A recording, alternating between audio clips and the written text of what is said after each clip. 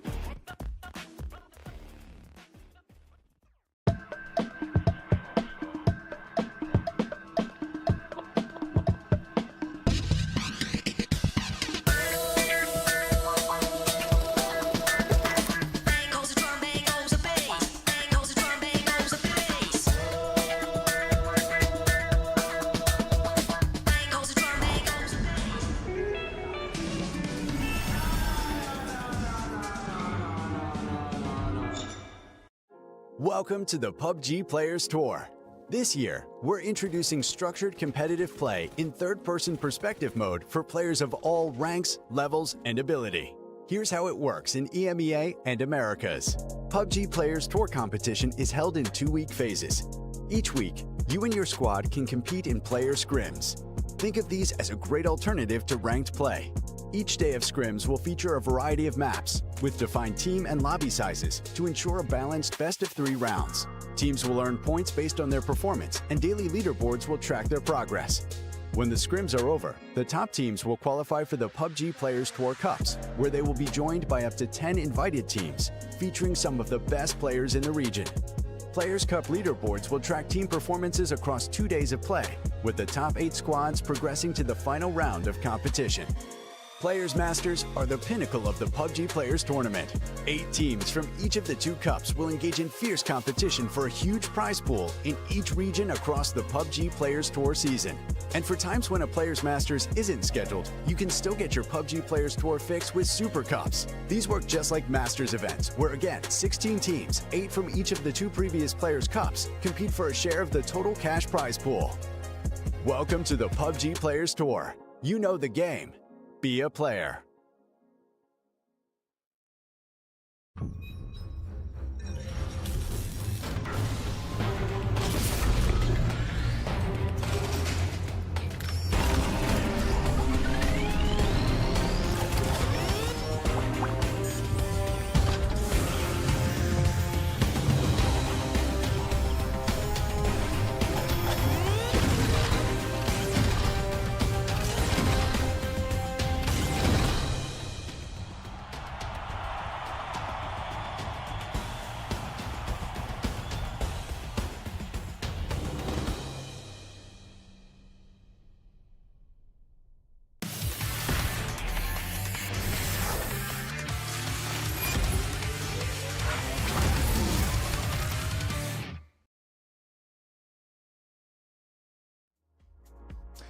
Welcome everyone to the PUBG Players Tour. This is going to be Players Cup number 9, where we just had Masters 2 last weekend. We are at the beginning of the next set of qualification into Masters 3, which eventually will all lead into Masters West. But we're at the very beginning of this section here. My name's Cameron Davis, joined by Chunks. Start of a really good series of games tonight. We'll go over the format and everything in a little bit. But first, Chunks, how are you doing? I'm doing good. I'm excited to be back. You guys got the pleasure of bringing us the Masters, which I think we can all agree was an awesome experience. Really strong teams performing and really strong performance from Furia to take the win overall. But it's a fresh set of teams in the lobby tonight. It's time to qualify for that Super Cup again. The final Super Cup, bear in mind. So if you want to get your name on the board for that Super Cup, now is your opportunity. And just a reminder, if anyone at home wants to get signed up, make sure you do !register in chat, because it is free to enter and you can play in the Players Scrims to qualify for next week's Players Cup. Yeah, absolutely, exactly. There's one of the great things about this PUBG Players Tour is all the games that we have going on this whole year, but let's look at the games that we have going on right now that we're currently involved with, that we're currently seeing this weekend. So we have the scrims that we had earlier this week, 3 of them this week specifically, leading into the best of 8 that we are watching right now for the Players Cup. And yes, Chunks did correct me. This series is for qualification into the next Super Cup, which will be in the beginning of August. Still cash prizes, still glory on the line, still important for everyone to play if you want to be the best of the best. I mean, if you want to get into that final Masters, then you want to get involved in that Super Cup, play against the best teams, get that practice in, if nothing else. Sure, the cash is great, but getting the practice in for the Masters is huge. Remember, we keep things snappy here at the Players Tour. We've only got 4 matches tonight, 4 matches tomorrow, starting out with Miramar, ending over on Erangel. So we keep things quick, only 1 opportunity on each map, so teams have to make those adjustments very quickly. But let's go over and see which teams are going to be taking part this evening. A lot of familiar faces, but some new ones coming into the lobby. Yeah, I mean, we know Luminosity, we know Bestia. we know Alcatia, AKM, Mira had a really good performance in Masters 2. So if you're not familiar with them, keep your eyes on them. But of course, we have YB, new team, MDA, new team, OBG, new team, teams that I'm not particularly familiar with. Are any of them, like Chunks, any of them that you're aware of that are sort of standouts, teams that we need to have our eyes on for potential dark horses or for potential like future stars? So I think the only team that we have seen before in the Players Tour is going to be Renee, so that's going to be one to watch out for. They've got a little bit more experience, and this is what everyone is playing for tonight. That prize pool, first place going to be taking home $400, second place with $300, third place with $200, and fourth place with $100. But it's the top 8 teams that are going to qualify over to that final Super Cup, and that's where the prize pool really starts to grow. But in terms of the teams taking part, yeah, a lot of unfamiliar faces. I'm sure we all have fun with those South American pronunciations when it's a fresh team that we don't know. So we might struggle a bit tonight, but I'm sure there's going to be some really exciting games ahead. Lots of players that we might not have seen before that can really prove their point.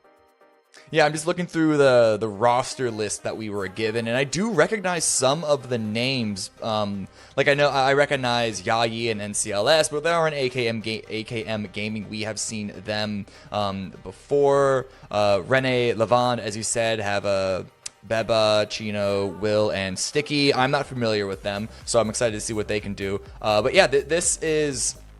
It's always interesting seeing the very beginning of a new leg or the very beginning of a new season or the very beginning of a whole new like line of tournaments, because it's always going to be this new world and see where like everything's going, who's really gonna stick out, who's gonna stack up. But the fact is that even through the scrims that led these teams to qualify, we still have the powerhouses of Luminosity, Bestia, Rock 55, and Alcatia as, of course, the partner teams coming in. But then on top of that, as I mentioned, Team Mira, who had a great Masters 2, AKM are quite experienced, potentially Dangerous are quite experienced, so it's not going to be easy at all.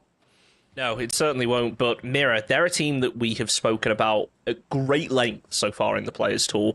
From the very start up until where we're at right now, they've been putting up insane performances. And I know that, at least in the Players Cups and the Super Cups, we spoke a lot about Kawazine.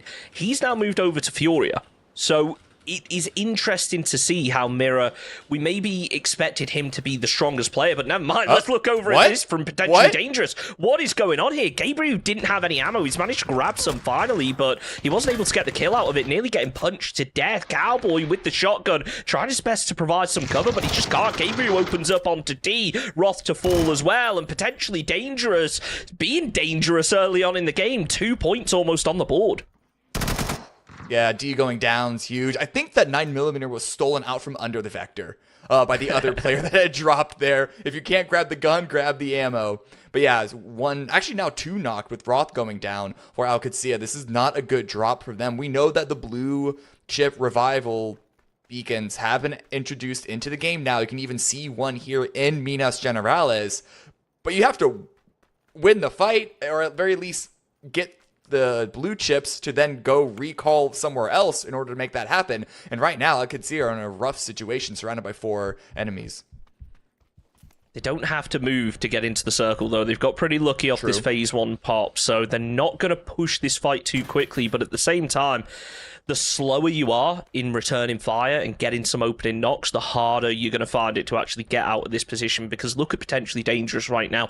They have Alcatia completely pinched. There is no way that they can get out of this without someone from potentially Dangerous getting eyes onto it. And that's not even taking into account. Minas is one of those paths that a lot of teams are probably going to try and rotate through. So we may end up seeing even more squads get involved into this fight later on.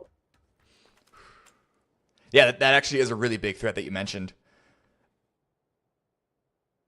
Tavon is looking around, seems to know where Rello and Cowboy are. There's really not much for these last 2 remaining players of Alcatia to do other than just wait and hope that they are given an opportunity. As far as them trying to make a moment, make a play to get to either win the fight or at the very least get out of here, it doesn't look too great for them. They're flanked on so many different sides. I don't think they have access to any vehicles at all, especially now that Gabri has already taken that Murado. It's actually coming in quite aggressively. This could be the opening for Redload. Not going to take the fight. I spoke a bit too soon, but still wasn't able to get the knock. Vector, if you land the shots, it melts people. But if you don't land them quick enough, you're in trouble. Look at this. First time I've seen it used. Oh, I thought he was using a zip line to get up there, but no.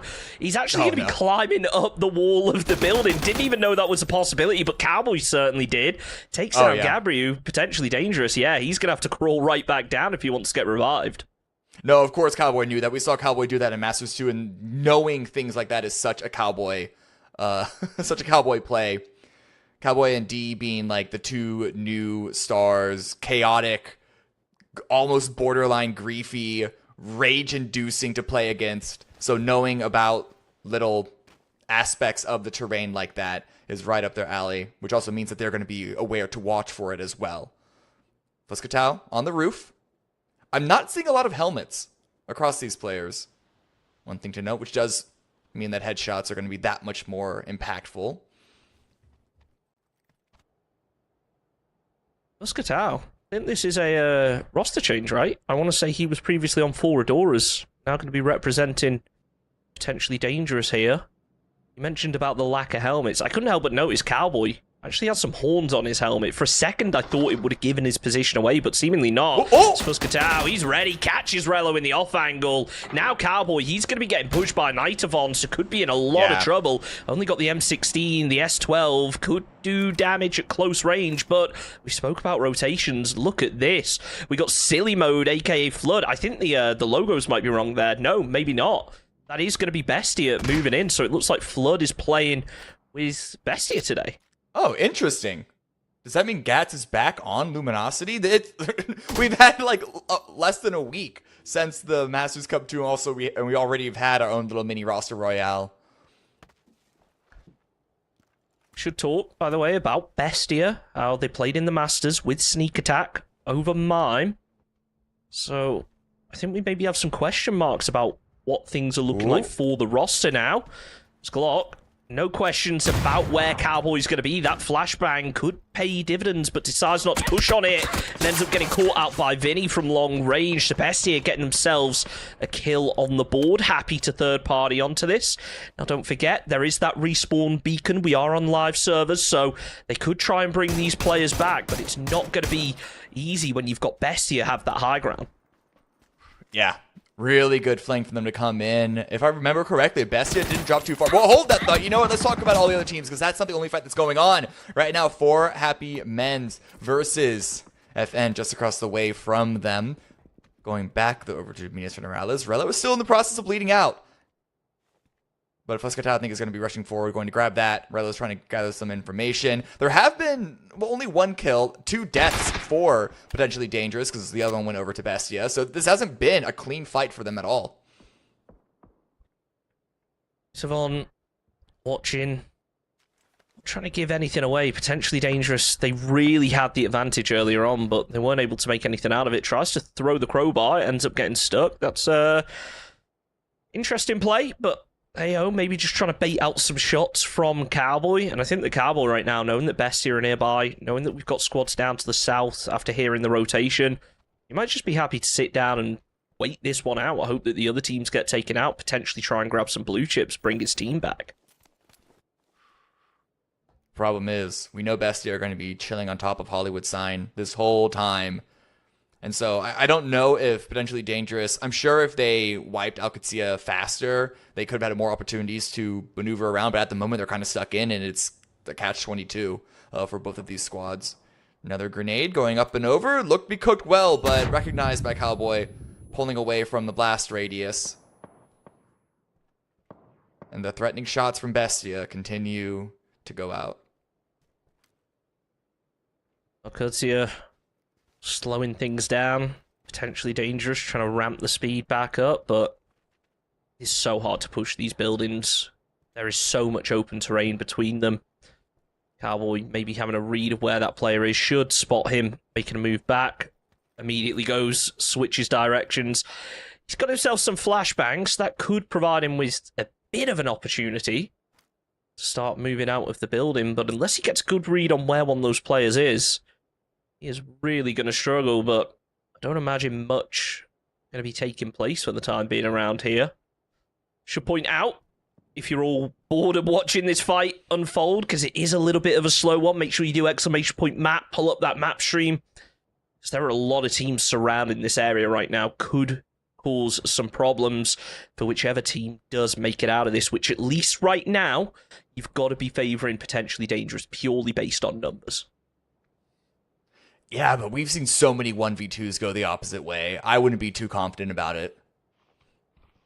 Especially with, yeah, sure, potentially dangerous. They're on two separate angles, two separate flanks, but it also means that if one of them gets knocked, you can't like instantly revive. You're also not set up for an immediate trade. Even if they were to try and rush Cowboy down now, with the open field that they would both have to cross individually, the playmaking opportunities aren't really there, which is why you saw the focus on utility earlier on, hoping that a grenade was able to be the final nail in the coffin for Cowboy. The Bestia are not so focused on this anymore. I'm looking at the larger map, and they're sort of maneuvering around kind of the area a bit to the north and a bit to the east of it. I think they might be leaving one person up to keep an eye on this fight, but no, they're aware that the actual advantage of cleaning out the rest of this, it really isn't that many points, especially early on in the game, where value comes out of establishing a strong position to lean into the mid and late. The topic of points, I do want to remind everyone, we are on a slightly modified point system right now. So only the top 4 teams are going to be taking home points, and half the number of points for the win. So it really is kill heavy, and you see Rock trying to get their first kill points of the day and the weekend on the board, but Zanzler not able to make anything happen, and that is a hard shift down to the south. Rock, they realise that this zone is amazing for them, so they prioritise the rotation. If they get into a strong position, they're going to have plenty of kills to go with it.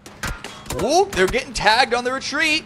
Santo is dropped down to 48 HP, but I was about to say he seems to be getting out of there, but you never know with a stray bullet where it's going to land. And is that a mortar? Where is that going? Hey, we've seen a lot of mortar plays. I'd love to see one used today. It looks like it was maybe going to the old position. So we'll be safe for the time being. Oh, team knock. Yeah, not going to be safe. Should be resable, I would imagine. But you never know when you're in these circles. So many teams are making a huge migration. That northern side is about to be very messy indeed. Rock, they continue the move. We'll get into the compound. It's 4-0. Go out with, I believe, no points this game. So hopefully they'll be able to pick things up in the next one. BL now rushing forward.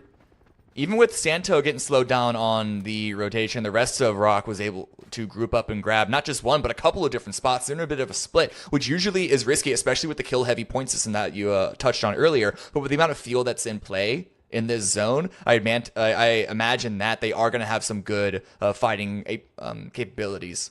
Back into the Minas Generalis fight, however, Cowboy is still cordoned off to the corner, but another player was able to get on the roof. More grenades coming down. And it looks like potentially dangerous are setting up for a 2-person push. This is where you need the mortars, right? These open roofs. Trust me, I've punished some players through that before. But as of right now, Cowboy, he's got himself a solid roof over his head. He is potentially dangerous and just being so cautious not to give away any audio cues as Obliviate. Well, they try to land some shots, giving away their position, but they can't make anything happen out of it. Nightavon drops down, nade in hand, but Cowboy, that has 12. It could be so strong in this position, but he misses the first shot. It's Fuscatao that finishes things up. Now potentially dangerous. They got to quickly focus on getting those blue ships if they want to bring their teammates back, because every second that passes, they lose the opportunity to get a good position inside the circle, and most of them are already gone. Yeah, and the problem is, if you remember, the 2 players that are returning, they're not going to have anything at all. And so these 2 remaining players potentially dangerous. They got to get whatever loot they can, because they were not looting really for the first 12 minutes here, because they were stuck into that fight. And then if they want to then put stuff in the trunks of vehicles for their returning teammates, that's going to take even more time. And then, of course, they got to get to where they want to go. And hopefully that can be a place that also has some more supplementary loot. But as you mentioned, so much of that is taken already, so really potentially dangerous. It's like the quintessential. Oh, hold that thought. Big crash coming in on 55. Carrick with the first initial drop, at a 1 versus 4. Going to continue to take the fight. A great swing, a great catch, able to get the second knock. Beautiful headshot connected. onto the vehicle as it was rotating, but correct right now, a bit of a difficult position. The rest of 55 will be closing in, re-crashing this, trying to support, but they are playing without any real info. The res attempt is going to come out as one of those players does try and hold the angle. It doesn't work out, though. The Psycho pushes in and takes down the final players. That's Virtual Shooters Argentina eliminated down in 14th position, and I don't think they were able to get any kills out of that one, so a lot of teams failing to get points, but you've got to treat it as a warm-up as LG getting that Panzer nice, warm, ready to go. This is where the split of Rock is gonna hurt. The Panzer misses, but the multiplayer push. What can BL do to answer on back? Car blocking their way. There is a knock, but Santo unfortunately kills themselves with a drop frag grenade. The rest of Rock, are they getting ready to come over? It's hard to tell. They're in vehicles, but this is on the edge. Is this really worth fighting for? Though you'd want to save your teammate, but with the grenades popping up onto BL's position, it might be a bit too late. In fact, indeed, BL does go down to a nice frag by Gats. So LG have themselves a compound now. I think the very edge of it, they can play that wall, but is that really what you want to do in a circle like this? Sure, you can grab yourself a lot of info, but it's all about kill points. We need to keep remembering that. Sure, the placement points there are a bonus, but right now, this point system, team's got to get the kills. That's the big point maker right now. You saw in the previous cups, the previous Masters, it was the teams who were able to get the kills that came out on top. And when you kill the entire lobby, yeah, of course you're going to win the game. Yeah, but 5 points for a win, that's nice to get, but it's not something that you want to plan around. You certainly don't want to give up opportunities for kill points to try and get a good position that's going to not have those opportunities. Deportivo Merlo. Looked at be some good damage from Cuzno with the barrel, but no knock against their opponents of Rene across the way. You can see AKM off in the distance on top, one of the high points around Impala, or actually on the opposite side to the north of Impala. AKM are holding a 2-2 split of their own. I want to draw your attention quickly to the map feed. We can see Bestia have a really wide 2-2 split on the western side of the zone. I would imagine that based on this, their goal is more so to gatekeep. They want teams to try and rotate through. They want to get pushed. Because with a road like this, when you're holding it, it's very easy to fill into each other's spots. But right now, 55 Esports heading straight in towards LFP. He pops out the window, tries to find one. Not going to be enough. Panzer can't quite connect as Glock on the other side things picks up a kill point for potentially dangerous. LFP throws down the Molotov, goes to pop the heal. But if that Panzer goes flying through the window, he is going to be in serious trouble. The rest of Mirror now starting to turn around. You can see Fakes in closing in. The BZ nade is going to be a little bit far. That is going to pin him in the corner. If 55 are attentive of this, they could throw in a frag and finish off the job. At the same time, Luminosity are pushing the remaining members of ROC. They took out the first half. Now they're ready to take out the second. It's on to Fisher. Karak with the Panzer. Yes, indeed, running to the top floor. It was a good stall tactic with the Molly. The rest of the team did arrive, and that's why it's going to have to play out elsewhere while Luminosity are pushing down. Nice headshot. Drops Fisher very, very low. Molly comes in, but the swinger on the side. Rock are eliminated, but unfortunately so is Gats. Back to Mira versus 55. The rest of Mira did arrive, even though they could not save LFP. They can at least get some revenge and some further kill points, depending on how this fight against 55 goes. Evan managed to drop the nade as it was in his hands, so had to make the move. That would have been big if it had landed. He had a good read on where one of those 55 players are. Karax gets ready to try and respond with one of his own. As Fakes in, just anchoring behind that deployable shield. You can see Fanna heading up to the north, trying to find eyes through the window. I imagine if he does spot out one of these 55 players, then his teammate will quickly try and respond with a grenade, but it's not to be as Samcro goes for the peak. He will spot out the shield, but they spot out each other as well, and Samcro getting caught with damage. Mirror with the numbers advantage, and now catching the head of Karax. Low HP. And here comes the rest of the push. A great window peek. Almost takes Heaven down. One more bullet is all that it needed, but unfortunately it did not arrive, and now Samcro is on fire. Could not get out of the flames in time, and 55 Esports, they got a good number of kill points, but they did eventually get eliminated. We take a look over at the map. A lot of teams, they committed over to Impala earlier on, so they're all now trying to make their rotate as the zone has shifted hard up to the northwest. A big unplayable rock in the center, so a big area of high ground could be huge for a lot of these teams. DraftKings, one more shot could have been the difference maker, finish it off potentially dangerous, but he's not able to find it, maybe with the follow-ups, but that vehicle is smoking and he is heading straight into other teams right now, as LG have themselves a little bit of deployable cover, watching the skies, making sure they don't get crushed by it, but it's DraftKings that they need to be watching for as he's running out in the open. Could have been a free point to pick up if he wasn't already behind cover. Bizzler goes down, Snakers goes down. There's not a lot of cover on the western hemisphere of this zone. Obliviate Gaming now crashing in, hoping to run them over, hoping to eliminate Luminosity Gaming. Steals a kill on the way through as well.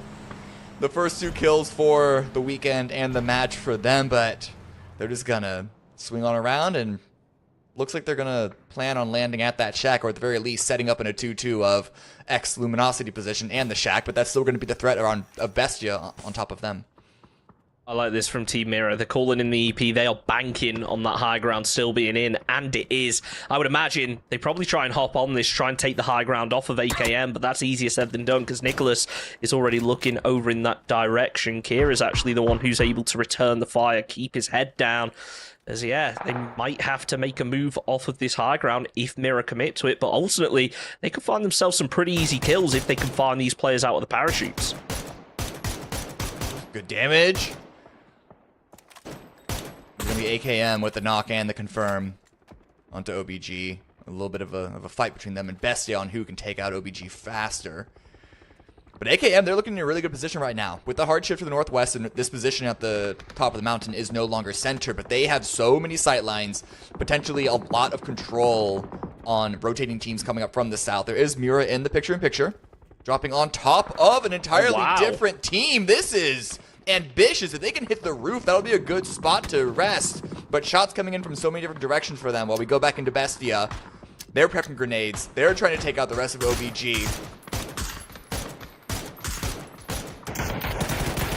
Bestia and Zito find some damage, but he can't finish the job. They are being supported heavily by AKM right here. They managed to find 2 knocks. Nicholas looking for one over onto Bestia as well as he spots out DraftKings. But their attention's so split right now. They have free reign to shoot whoever they want. They need to be a little bit more decisive. Go for those shots where they know they're going to be able to get some kills. As Olivi gets tagged up, formerly of Team Casito. Looks like he's going to be playing with DM today. As yeah, AKM just making the most out of the high ground. Remember, they got 2 players down low as well, so they're going to be called of any rotations. Get those pre-nades ready, I imagine. Will Griggs and the rest of René Levand are eliminated in 9th place. We have hit 8 teams remaining, and with that blue coming in, I don't think DM is going to last too much longer. They've been getting tagged up so much by AKM, and then CLS is not going to stop that trend continuing. Demostro goes down, continuing to spray on that Murado. That thing might be in flames soon, but it doesn't matter because they're just eliminating the players, and in fact, Ali RV forgets to hit the brakes, slams into that shack, and that is DM going down. Nicholas just took 3 players out of a moving vehicle. I wish I could hit shots like that. That is absolutely insane from him. And look, he's going to fire out even more if he gets the opportunity. But we got to bear in mind, they are very low on ammo. Only 28 in reserve here. Hopefully his teammates are going to be able to drop him some. As right now, we saw Mirror crash into the compound. It looks like Nightavon is holding onto it as well. DDG not going to be pushing in. He's going to be holding this roof. But obviously with Team Mirror fully fortified right now, they are going to be hoping for a shift in their direction because ultimately they are not pushable where they currently are. Vixen, Fana, stuck on the roof. The circle does a bit of a medium shift towards the west, but this compound, this big old warehouse, is still in play. And so Mirror are still safe. They have 4 kills. It's not bad. Hopefully they can find an opportunity to try and get more. The big problem is when they eventually do have to leave, jumping off from the high ground is basically just asking to get sprayed down. And that's irrelevant on whether they have a team immediately below them or not, which in this case they do. So that's going to make things even worse. Itemon could cause them a headache here. At least if you're... I think it's... I'm trying to remember the team name that's below Mirror, but YB. And that's Youngblood. If they spot out Knight of On, if he manages to get himself an opening knock, that could be Mirror's cue to push. Because they could get off of this building, try and find themselves a couple of kills while YB are preoccupied, but it's AKM. They're going to be drawing the attention first. They do make a send in, got themselves a crate. Looks like he was able to grab himself a Groza, so that could be useful going later in the game. Yeah, he almost looked like he wanted to grab a little bit more ammo. It's Fana. Oh, if he had thrown that nade, it could have been absolutely huge, but just a little late for him. As the shots rained in from far, switched his attention and avoided a knock, more importantly. Well, they can... It's not bad, though, to know about the 2 players close and the 2 players far, because they can just focus on the 2 players on the far north, because they know that they're out of the zone. They know that they're going to have to run from the circle as well. I don't know if the 4 happy people down below are going to really be able to shepherd them in as effectively as they hope, especially now with Nyx going down. Nicholas also going down, finally looking to regroup with his teammates. No shots actually able to connect, so pretty free exit for them. Usually, when you have players up on a high ground position like that, you expect that when they move down, they're at least going to lose 1 or 2. But if they can get this final player down, they are going to be in a very good position to take the push. Although I'm not sure whether they're aware of quite how many players are going to be inside of this one building. I didn't realize OBG were still alive, but I don't know how much longer that's going to last as another knock goes against them. They have 1 player standing, should be going for the revive, but it looks like someone was rushing out. Speaking of rushing, Zevo is rushing some utility onto for Happy Men's. Back to AKM as they are making that push onto OBG, using a bit of a burned out vehicle as some extra cover, but aware of the threat of Bestia, and they don't want to overpush it. Do you find it interesting? The BZ nade was thrown out over onto the crate and the player immediately unpeaked. I think a lot of the time what you tend to see is the BZ nade goes down to force a player out of cover almost. Then you follow up with the shots, but it's actually going to be Bestia that are putting the majority of pressure over onto 4 HP. Only a couple of players not inside of this zone here, and Bestia, well, they are starting to make a firm push into it as Vinny finds the knock onto JMS. Bestia just kind of pushing without info right now. They have to, though. They don't have a lot of terrain, don't have a lot of places to go. That's a C4! That's a C4 charge on the Murado. Surely, right? There it goes! We were waiting for it for a minute, they weren't really moving, but it's not like they had anywhere else that they could go, so that is going to be OBG getting eliminated. 6 teams remain, and now Fakeson goes down. AKM have been a nuisance, and that's not stopping even with them dropping off that high ground.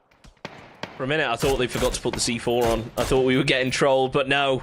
It delivers as AKM trying to deliver a blow to the hopes of potentially Dangerous of being able to get points out of this game. There's actually going to be a bike blocking the doorway, so they might have to hop on and off of it 1 by 1, but no. They will take it out, and they take out Knight of On as well. That's potentially Dangerous out in 6th position. This is a huge game for AKM, making the most out of that high ground. They've got 8 kills on the board, but Nicholas with 7 of his own. Oh, yeah. Nicholas has been huge this round, but Bestia they're staying active. How more active can they be? Fana puts one of them down, instantly traded by R9. So that high ground peak has not been free. This gives Vin the opportunity to get the res onto DraftKing. Everyone's in phase 7. More shots coming out from Youngblood. Forces a member of AKM off the roof. But Nicholas is not deterred. Prepping another frag grenade. Looks to be good. For a minute, I thought the frag was it. But it might just be there to try and weaken shield for Happy Men's. Significantly weakened, even more so after catching a little bit of fire. AKM, they've been able to close up the distance. Deployable cover comes in just behind the wall.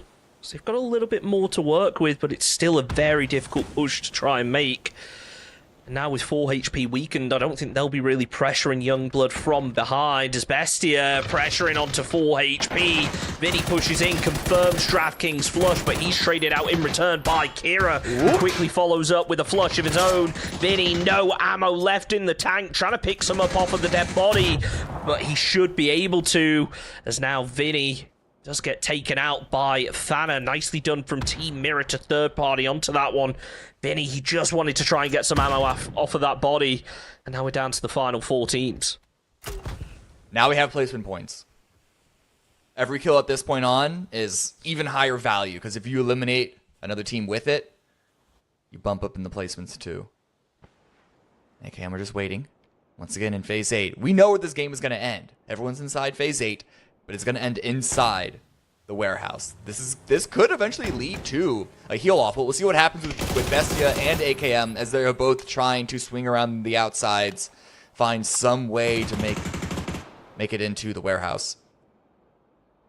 It's been a little bit since I got to cast a heal off. It's starting to look that way unless Team Mirror decide to jump off of here, which, yeah, honestly, with how many teams are around this building, how far you have to jump, yeah, I think that they're just going to stay up here. Yeah. Should be good. Oh, I was going to say they should be good on meds because they haven't really burned through too many. Fakesin certainly is. Maybe he's the nominated healer right now. 8 first aid kits in the bank. Everyone else is just kind of waiting here. Yeah, he is going to have to try and make a move over to the rest of his team, but he can hold the top of this cigar building for a little bit longer. As Bestia, just using that third person. They know that they're at a disadvantage in terms of players. They can't be getting knocked here. They are just playing ultra passive, ultra safe. Let's hope that they can make something happen. I was going to say, like, share those meds with your teammate. But then you're right. It is about prepping for the eventual heal off. They know what's happening. They know what's coming. And they know that at this point, there's no angle that can spot them unless they actively peek. So there's not that really much of a threat of taking some damage and needing some backup first aid kits. A lot of the utility has already been burned. There are a couple of frag grenades that I'm seeing, looking around some of the other players on the ground. But the way that Mirror are spread out, there's not going to be instantly knocked together. But what is that? Breaks in with a great spray on Yahi. Peeking again, try and get a second. Trying to shut AKM down. Continued spray. Does get the flush onto Yahi, so a 7th point for Mira. The only thing that Mira have to take into account is the fact that this dot is a long way away from them, so if they resort to a heal off, it's not going to be an easy one. It almost looks like Fana wants to make a jump down. Pandorito will fall to HVIT, and that Molotov, it looked close. Fakes in, finds a lot of damage, he can't convert over to the kill. He hears the Groza, he feels the nades, goes to pop another first aid, but one more frag could be the end of him, and it is. Nicholas gets himself the knock, as now Youngblood, they try and third party, they get involved over towards Bessie, and they realize that Mirror taking this fight up on the south is their opportunity to make a move.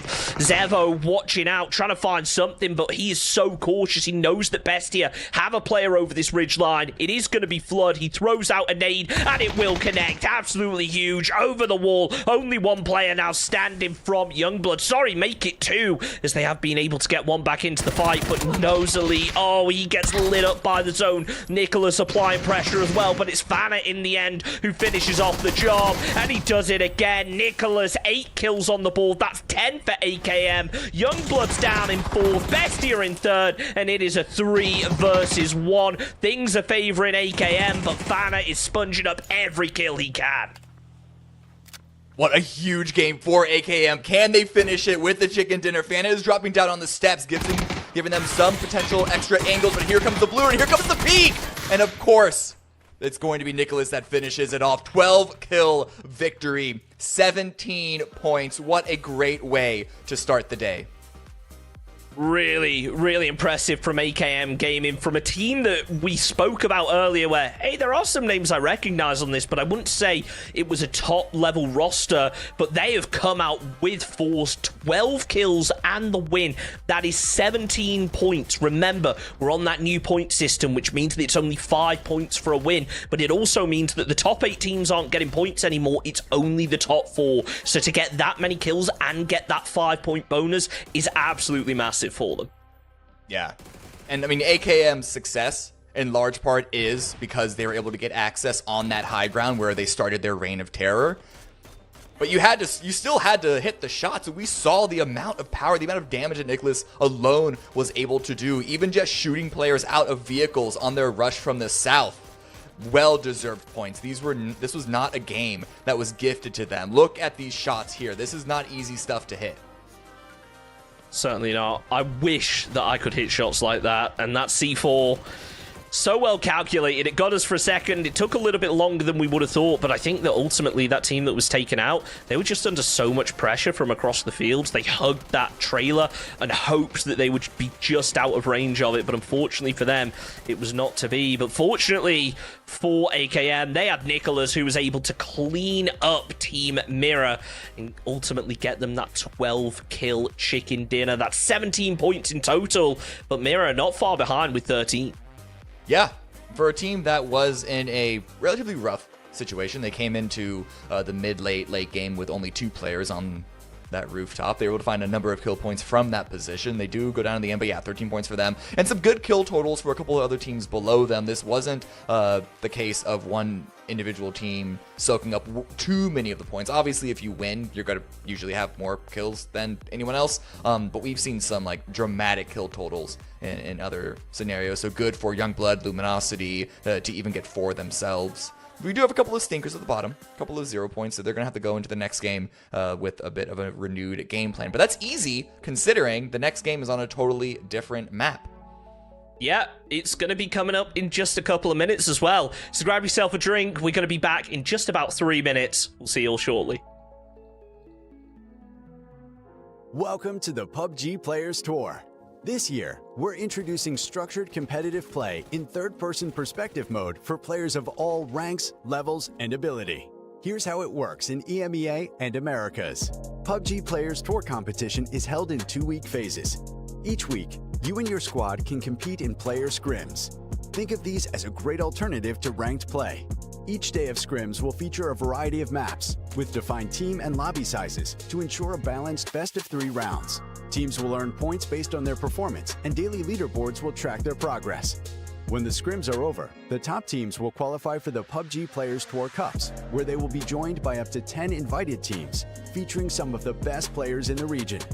Players Cup leaderboards will track team performances across 2 days of play, with the top 8 squads progressing to the final round of competition.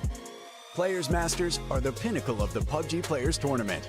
8 teams from each of the 2 cups will engage in fierce competition for a huge prize pool in each region across the PUBG Players Tour season. And for times when a Players Masters isn't scheduled, you can still get your PUBG Players Tour fix with Super Cups. These work just like Masters events, where again, 16 teams, 8 from each of the 2 previous Players Cups, compete for a share of the total cash prize pool. Welcome to the PUBG Players Tour. You know the game. Be a player.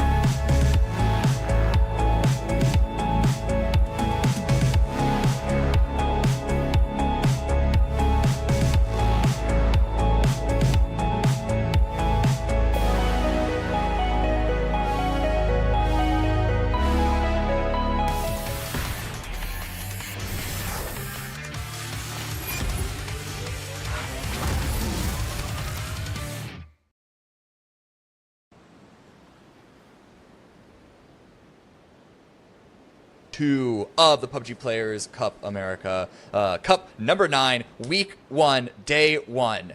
And we are on Tago. Again, this is a 4-map series each night, tonight and tomorrow, as it is for all of these cups. And so we only play every map once. We are full steam ahead onto the new map. It's a pretty good playing path, Chunks. Are we expecting any hot drops off of this one? Okay, that's a trick question because I looked at the map and I immediately see 2 teams going to airport. You always expect hot drops here on Tago. Something about it in the Players Tour, and it has calmed down a little bit. It is just mayhem, and it's never in the places where you'd expect. I know that earlier on in the tour, we were seeing like 3 or 4 teams dropping using EPs on just a random compound, and you'd have crash after crash after crash. So we'll see if that stays true, and we've actually got 2 hot drops here. We've got both PD and Alcudia landing over towards Palace, and over far on the east, just behind the game preview, you can see MDA and crew both landing for airport. Remember, pull up your map feed with !map so you can keep a track of not only all the hot drops, but also how those teams are rotating. Bring some into your game as Nightavon tries to bring his team a kill point. Gabriel follows up with 1, but he's not able to get it. Relo's got the M249. Oh, you do not want to count this weapon out. And this is actually the exact same 2 teams that hot dropped in Minas Generalis on Miramar. So I don't know what these 2 teams have against each other, but it is a grudge match. Glock with a nice spray down, ending with a headshot onto Cowboy. Getting a nice little trade, an exchange of blows. Looked for a second follow-up onto Relo, instead just going to blow up the gas canister. It's going to stall out any attempt at saving Cowboy, but I see Roth and D also rotating around. Palace is a much easier place to maneuver than Minas Generalis is, especially considering that both teams dropped in a more standard like north-south split, not a full surround that we saw from PD on Alcudia last map. See, you say that, but look at the way that PD are moving. I think they know that Alcudia are going to be isolated in this position. It almost looks like Glock is trying to move over to the west and almost corral them into a small area of Palace so that the rest of the team are able to provide some support. He throws in the Molotov in the attempt to get the flush, but not going to be successful. Yeah, Roth, he's got up on the top of the roof, so he's going to get the read over for his team. Throws out another smoke to allow his squad to get behind that hard cover once the res comes out. But 55, they dropped over at Fishing Camp. They've been crashed by Alcudia a few times, and it looks like both 55 and LG are sending players down here. It's only Voxic alone, but still, they're hunting, they're fishing, they want to find kill points of their own, and they know how vulnerable, how compromised the teams in Palace are. The shots did not deter 55. If anything, it might have only enticed them further to keep this fight going. Really crash on in, and now Alcudia are in a brutal situation. Good damage, good shots! A double knock, D with a great trade, but they're in a terrible spot, Alcudia. 55, one of those players didn't even have a helmet. They really rushed to try and get over to this fight, and hey, it's worked out so far. They managed to get themselves some opening damage as Cowboy now returns fire, but over onto Nightavon, so potentially dangerous now. Down a player, Alcudia yet again struggling on the hot drop, and it's the same 2 players left standing, D and Cowboy, the 2 final players from Alcudia left up. Let's not forget, there is a respawn beacon inside of Palace, so even if you do lose a couple of players, as long as you come out on top of the hot drop, you can still bring your squad back in. And look, there is plenty of loot to be able to grab. The fact that there's a red zone on Palace now as well just only adds insult to injury. Here's Psycho, Sans helmet, as you mentioned.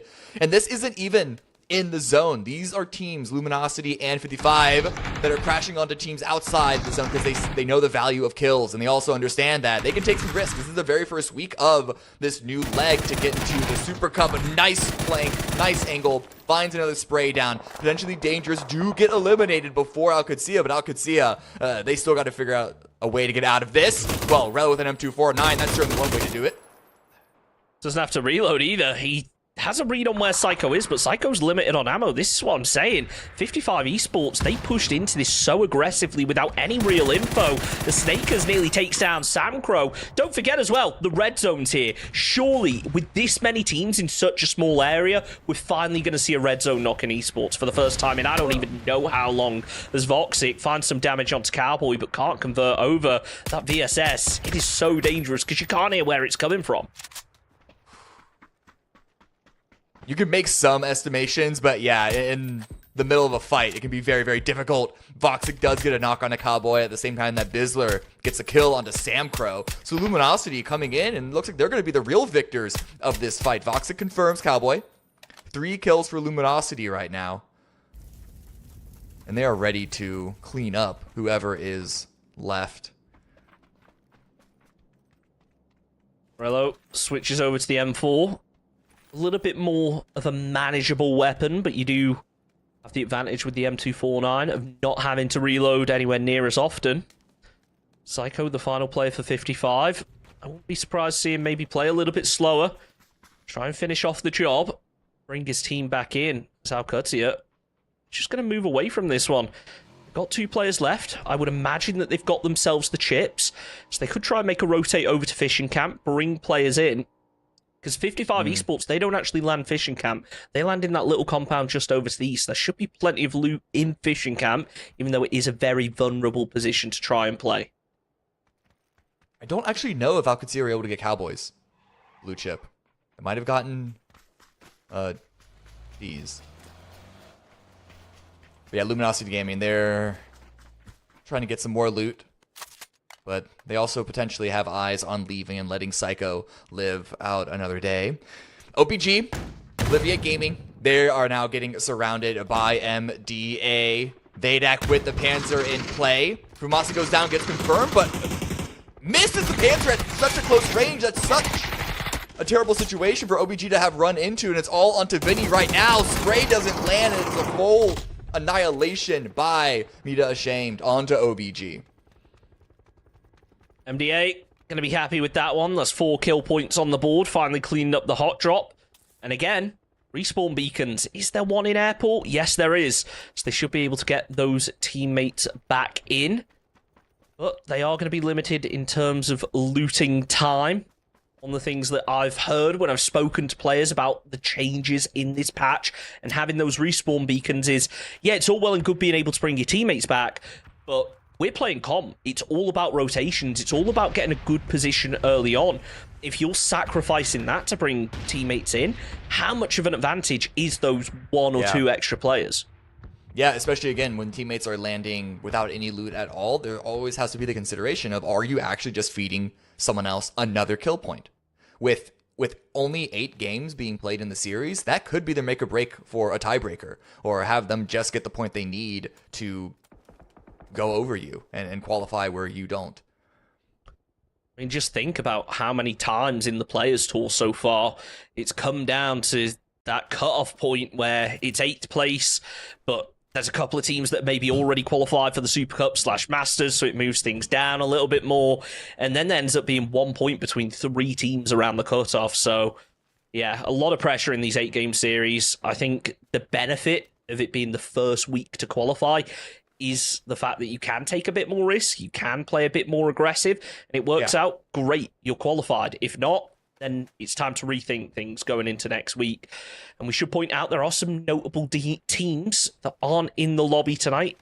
Falcons, I think, is the one that chat obviously recognizes every time that they're not in the lobby. So we may see them back next week. And again, that's going to be more points potentially getting sponged away. We really see some very top-heavy leaderboards here in the Players Tour. Yeah, no Liquid, no Furia. So basically, like, the biggest teams in the Americas region are not here. So that, as you mentioned, that's a great opening for teams to get points where it would, you know, arguably be more difficult later on. There have been a lot of helicopters in the sky for the past, like, 5 minutes. A bunch of E-pickups, respawn beacon, respawn helicopters. So it's, what is it, the FAA? They've had their work cut out for them, making sure that the skies are cleared and everyone's pathing is appropriate. Team Mira spots the team flying down. And I think Haven is calling this information out because you can see other members of Mira way extended out into the distance. But it's actually going to be on top of FN's position at Terminal that the newly arrived players are all landing. Everyone going towards Terminal. It's pretty apt when they're coming off of the helicopters. Thankfully for them, the zone will be going in their direction. We always talk about that inverse donut. Gibson's always the one who brings it up, but I think it's a good time to talk about it. So many teams have clustered down on Terminal. This is one of those few situations where the circle has moved towards those teams, so maybe not going to see a huge number of rotation kills. And there are some nice ridges able to be played around Terminal. You can see that hillside that LG are currently working past. So I don't expect it to be too much of a bloodbath early on, which is better for these teams, and ultimately it makes for a more exciting endgame. But then there's also going to be the question of if Terminal stays in the center or even just towards the center, we're going to see another game where one team is sort of farming kills because of their elevation advantage. But the Esports uploading the blue chip tower. Psycho was able to stay alive, get out of Palace, and call back their teammates. But this is going to be another really brutal salvage game. They're going to be arriving into the game quite late. So having to loot up, and then, you know, is Psycho even going to be able to find where's free, where can you land to even get loot in the first place? Can Psycho stay alive long enough as a solo that still needs to get into the zone across the bridges into threat range of so many different teams? AKM also flying down, potentially trying to recreate the magic that happened last game with more elevation, but they're getting deterred by DM. And some shots of another split of 4-0, a bit off to the side. So another squad moving towards Terminal, and Nicholas, the one to open up the fire, gets himself an opening knock, tries to follow up with the second, but pulls out the nade instead. A little bit too focused on getting the flush to find the second knock, but he's going to use that knock effectively to push in AKM, that one-player HVIT up top, who was providing support, now unable to. And Nicholas with a huge spray transfer to get a second knock, and you got to think they're going to get the flush out of this one. Yeah, that's huge. Again, AKM, they are in the lead with that first win, the 17 points that they got, and they want to take this momentum all the way to the bank. They want to invest it. They want to stack the money, stack the points. Grenade by Demostro! Oh, no. Banks off of the cover in front of them.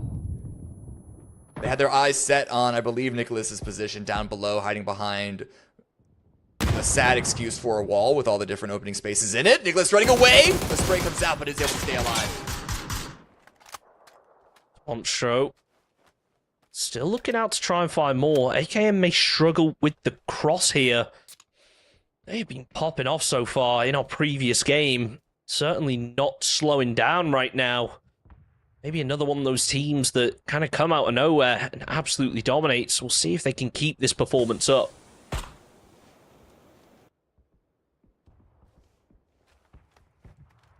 Things have slowed down. I think AKM have realized that. It's probably harder to push than they thought it was. For Happy Men's now getting rushed down by a brand new team here on the east side. Good knock by Kira. Another M249 moment coming out, but Furious is answering back. Grenades from everywhere. And now Nyx T61 backing away. Not confident in the continued SMG spray at that range. Sorry, it's a barrel spray. It's SMG across the way. Hard for Full Happy Men's to try and make the cross now towards MDA. A Straff game, well, he's just casually popping off up in the kill feed. Getting himself some nice DMR kills. Sebestia getting points on the board. It's Paul Skywalker waiting, but needs to get aggressive because look at this. Fanna from Team Mirror is starting to sneak up. It's on the other side of things. It's Solds who finishes off VSA, and there it is, Fanna. That player who just snuck up over the ridgeline, now third party, and trying to take down Ritiuk as Paul tries to get the res. I don't imagine 4 HP push onto this.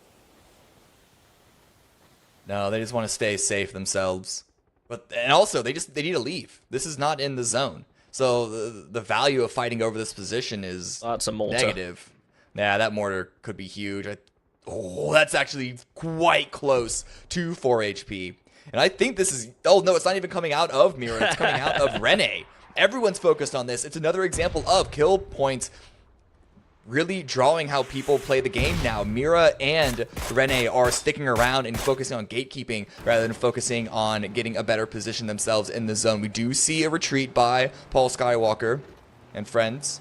MDA pulling way up to the north, and that's going to be the sign for Mira to kind of pull back and get themselves set up for when the zone does close. Speaking of pulling back, that circle continues to pull back towards Terminal. So maybe we'll see even more teams get involved into this. D actually from Alcudzi has made the rotate in. The rest of the squad now starting to follow, but could be getting caught out as D tries to return some fire with the SLR. I think that he got recalled. I might be wrong there, because he is low on ammo, looting everything that he can. Should be able to gather some equipment, gather some ammo, and get back into the fight. Yeah, D was one of the players that got knocked earlier on. Cowboy, as suspected, they were not able to retrieve that player's blue chip. There was no time to go and return with Luminosity flooding the field. Speaking of which, they have now run into the rotating MDA, or rather MDA has now run into them. They've been positioned here on the north side for quite a bit, with the circles going west as you identified, Chunks. They haven't had to move much at all, and they get a nice little knock and flush onto Double. Another player down for Happy Men's. Lynx up on the hill would be so dangerous as Paul able to make those shots connect. This could be LG's opportunity to start making a push. You imagine that the spots has maybe called out a little bit of info to that LG player that was up on the hill. Gats finds the headshot over onto Nix, follows it up with the flush in the water. So now LG getting caught with some fire, but Voxic opening up with the Lynx, takes down Retook. You can see Gats is trying to track the vehicle rotation. The last player remaining for Happy Man Tire instantly shot up by Snakers. Good catch there, and this should be it. Yeah, it's a great 4x spray down with the AUG, and they can just put all their attention on MDA. The circle did move away, so this is an important fight for them to clear out as quickly as they can. In fact, Fox even just goes on a bumper car rally through the smoke. One player still alive and is eventually found. Luminosity with 8 kills now. Luminosity are just having fun this game. I know that Flood was on their team in the previous weeks, but it looks like now it's their turn to go silly mode. As Rene Levand, only 3 players left, now trying to defend against the almost unstoppable force of Team Mirror, the team that have really stolen the show so far in the Players Tour. We should point out as well, the Circle, it's still keeping Terminal in here in Phase 4. Yeah, none of those teams there have to move. In fact, I'm looking over. There's been more teams to join the party at Terminal. There's 5 currently there so far. We have the additions of Alcatsia and 55. There's a fight on the southeast side. Renee running around, as you said, trying to avoid Mira, but out in the open, Bestia are going to pounce on that. Grab that kill. Virtually free point. And Zito driving around. And Zito and Vinny actually out in the open. Are Bestia aware of Rock to their south? By spreading away and trying to get the angles on top of the positionally vulnerable Rene and Mira, I wonder if this is an opening for Rock to push on in a 4v2 situation. Rock is just being careful about this now. They've heard the shots come out in the compounds. They know that there's players there. I think a big part of it is just getting a read on exactly how many, how, if there are 2 players, how far away the rest of the squad are. Fakes in. Spotted out that player from Renee. Jumping out. Gonna hop into the vehicle. Moving into the blue. It's Fakes in. He was hoping that vehicle would go forward so he could land the shots. The smoke should provide a little bit of cover. Not enough. 1 or 2 more bullets will finish off the job, as now DraftKings also trying to get involved. Ooh, Snicky is able to get out of there. Massive damage under 1 HP. Does eventually go down to DraftKings. LFP, not happy about that. Feels like a lost kill for them. This is going to get picked up by Bestia. 5 kills for them so far. But now Mira still need to get on the move. Or at least make sure that they have positions that they can maneuver around as the next zone does come in. It's going to be a hard shift to the southwest. So really good for Rock. If they can keep Bestia pinned into the east and in that one compound. But as you mentioned, Terminal still in play. Still going to be a massive factor of this zone. It's really Hill versus Terminal now. And the next shift is going to decide a lot. Team Mirror, they're starting to move in over towards Bestia's 2-2 split. This could cause them problems. Don't forget though, Mirror, they took that compound with Rene Levand. They saw a player leave. I'm not sure whether they're fully aware that there still will inside of this building. He's playing slow, trying to not give any audio cues away. As LFP makes a move, he could potentially sneak up and do a lot of damage onto these players. And remember, it's only the top 4 teams that now get placement points, as BL just hits a mortar kill, obviously. Flushes it out as well, nicely done. But it's all about the kill points. So even as a solo, if you can get 1 or 2 kill points, that's way better than trying to sneak into the top 4 to get the placement. As Vinny now opens up, returns fire over on towards Team Mirror, as their crash not working out how they would have hoped. No, it's been deterred. Rock has had a great angle. Fakeson goes down, unable to get traded. Though Haven does get a nice exchange grenade to knock Vinny. And Rene will Griggs, last one up. Trying to run out in the open, potentially steal that kill away from Luminosity. The Snakers is going to grab that in the end, and some tags going in. I imagine we're going to see that player and the player's name in the kill feed in a few moments' time. Indeed, down to the blue. Silly mode, Flood. 1vx. Well, won't even let me finish my sentence. Rock are on that much of a tear right now. 5 kills for them. Rocking and rolling, taking the crash, taking down players. Mirror, well, they managed to finish off Bestia, but Gats is quickly there to return the fire.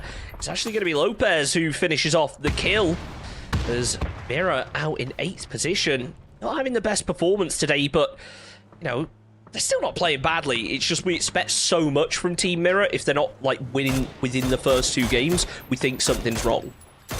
Yeah, and that really just shows the performance that they've had over the year in the Players Tour so far. But look at Luminosity, 10 kills for them. On track to have an absolutely amazing match. Now, there is going to be the shadow of Terminal overlooking that statement. Once they have to get involved with whatever is happening over there towards the north, that could completely change the story. But for now, they're focused on Rock. A nice knock by Snakers onto BL. And are they going to push? Are they just going to rush down, clear the south, really focus on the kill points that are relatively easier to get? But no, Snakers out in the open, perhaps a bit too ambitious. Santo's going to pick that one up. Thought for a second Snakers was going to run out of fuel. It was so low in that vehicle as LG, yep, they've had to retreat back over to that previous ridge. And now things start to get interesting. Rock, they had an amazing position up on this hillside. If that zone had gone down to the south, it would have favored them to take the game. But now, big question marks to be asked. They have to make a crash unless they want to try and play one of the small ridges down to the southwest, which, don't get me wrong, they're playable, but they are far from ideal. Where can they go? Where can they send it? Do they just want to crash into Terminal? There's a shack. Is that... I think they're sending it to the shack. Oh, yeah, Rock is sending it to the shack. For Luminosity, though, that's the big question. But AKM, they are pushing through. They have to get in away from the blue. And they're not getting punished for it. Ali RB is not in a great position. Catches them at the very tail end of their rush into the building. Able to get one knock. Hoping that the follow-up grenade finishes that kill. And Noran is just third person peeking around the side while Ali clears, or rather places a smoke to keep any sort of stairs push onto the roof.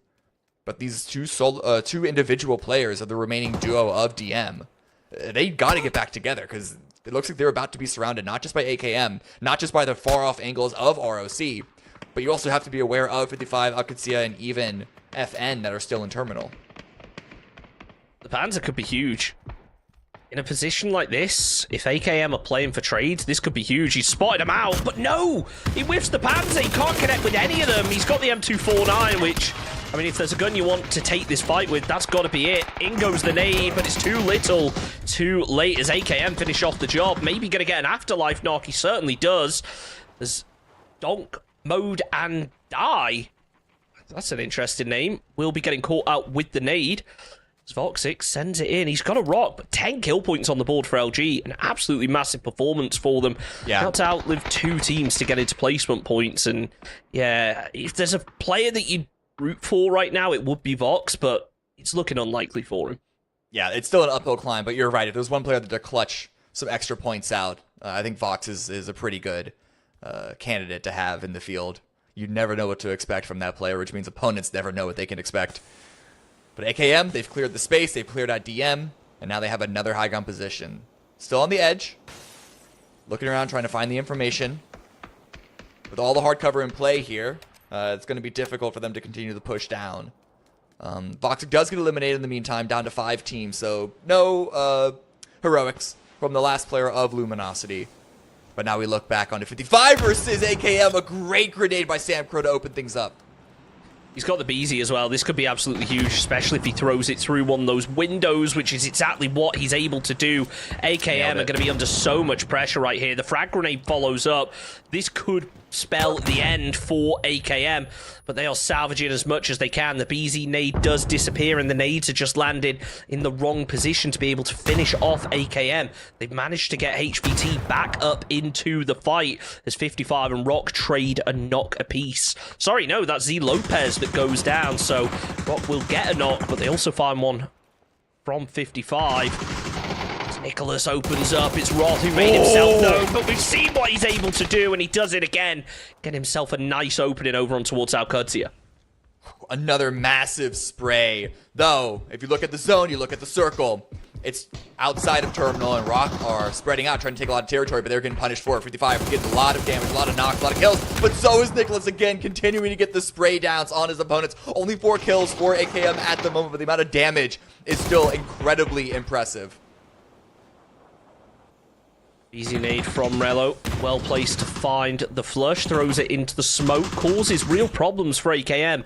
Still got some more smokes to throw down, but that zone is closing in. Nicholas jumps off the top, not able to pull the parachute, takes some damage in the end. They are just all spraying through the smoke, trying to find something, but Rello, he's preoccupied, knows that Lopez is nearby. AKM, the smoke wall, it could save the day for them, but 55 are just preparing to throw nades onto every position. Psycho takes down HVT, but it's Yayi who finds the 2KD from another angle, takes down Nicholas, and that's AKM left as just a solo. But still, they're getting points, and what a heroic breakthrough. Yayi now stuck in a fight with Sam Crow, and Windu Alcudia coming around the side. He's able to win the fight, goes out to the blue. But what a massive kill point grab. I think Yayi individually annihilated 55 in that push. Amazing play, but now we have eyes onto Alcudia, FN, and ROC for the win. Mortar's going to be raining in over towards Terminal after hearing that fight kick off, but I think that might be the end of them. Huge from AKM to make it in there. They get themselves an extra point by making it into the top 4 as BL playing that Overwatch position, using the third person to try and get info for his team, but Roth, he finds a kill for it, and oh no, he gets blocked out by his teammate. So getting caught out, they should be able to get the revive, but you got to imagine nades are going to start landing, and it's the BZ that's the first to throw, and wow, 2 of them followed by a Molotov. Alcudia are in real trouble. Roth gets flushed out, Rello gets knocked, only D left, should be able to stick the revive, but FN with some well-placed nades, if they have a read on this smoke, it could mean the end of him. Who's dropping the EMT gear? Leads to a faster revive.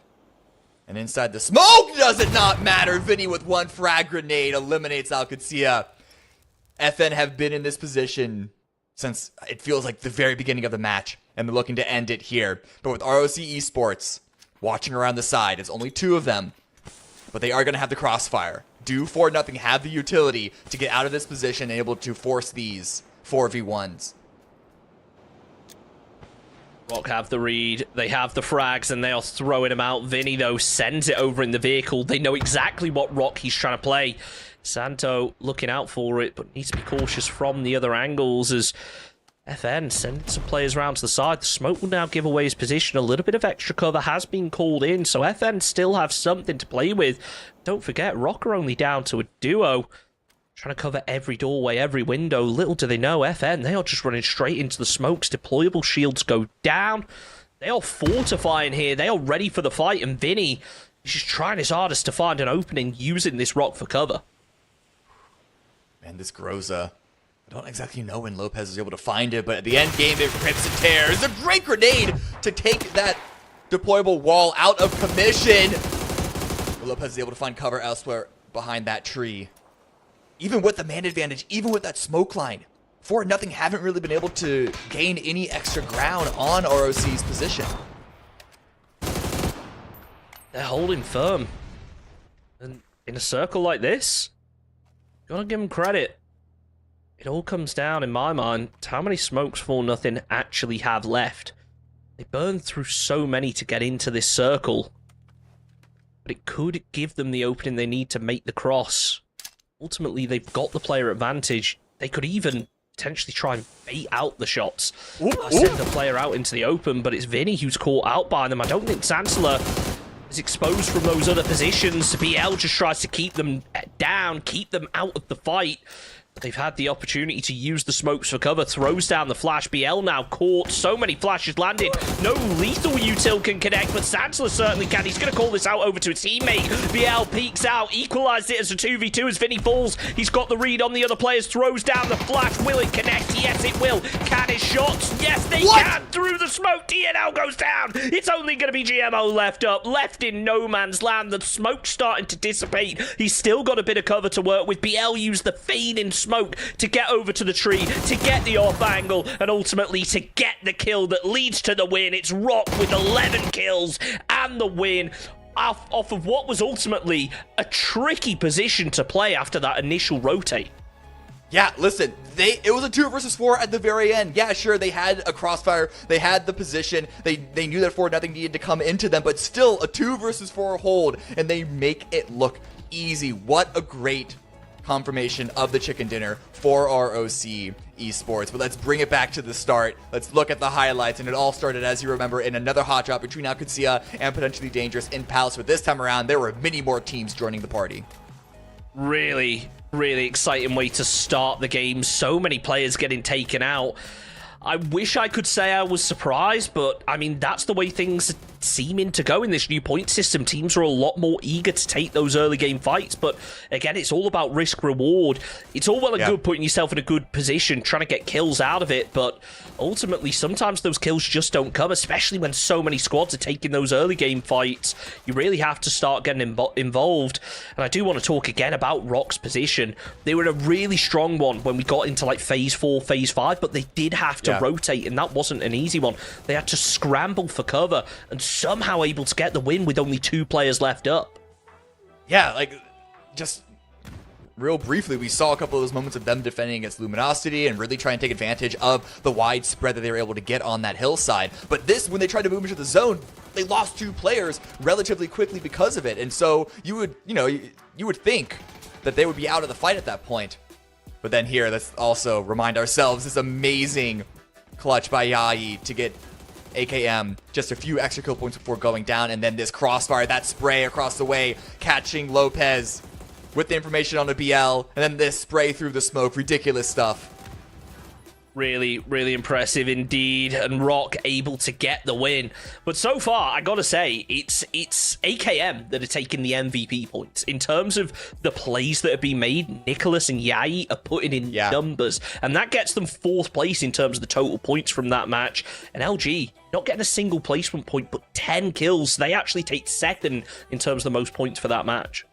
Yeah, exactly. That's, again, why teams are putting a lot more effort into early game fights. They're not no-braining W keying at every single opportunity, but as you mentioned, the risk reward for fighting early versus trying to save and fight late, the calculation is different. And so Luminosity are showing that you don't even have to make it to the final 4 to get a good number of points and be towards the top of the match leaderboard. But the total leaderboard is here. It's now AKM still in first place rather, but Rock behind them. But that gap, because of 2 solid AKM games in a row, it's relatively large. It's not something that we haven't seen before in the early stages of any PUBG event. You will see some wide gaps, and it's rare for them to maintain, but in an 8-game series, that is still intimidating for the rest of the lobby below AKM.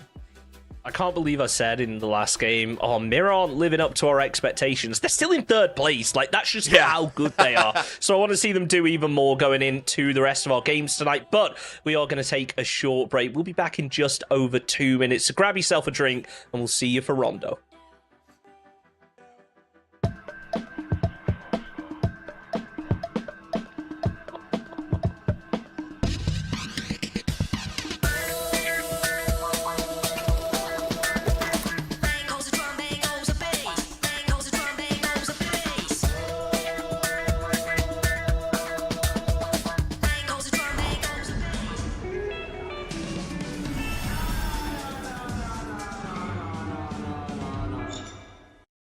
Welcome to the PUBG Players Tour.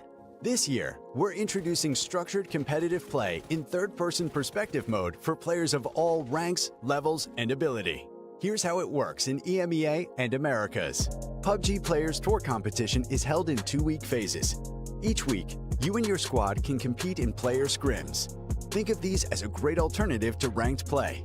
Each day of scrims will feature a variety of maps, with defined team and lobby sizes to ensure a balanced best-of-3 rounds. Teams will earn points based on their performance, and daily leaderboards will track their progress.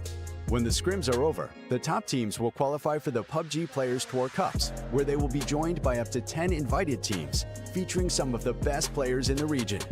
Players Cup leaderboards will track team performances across 2 days of play, with the top 8 squads progressing to the final round of competition.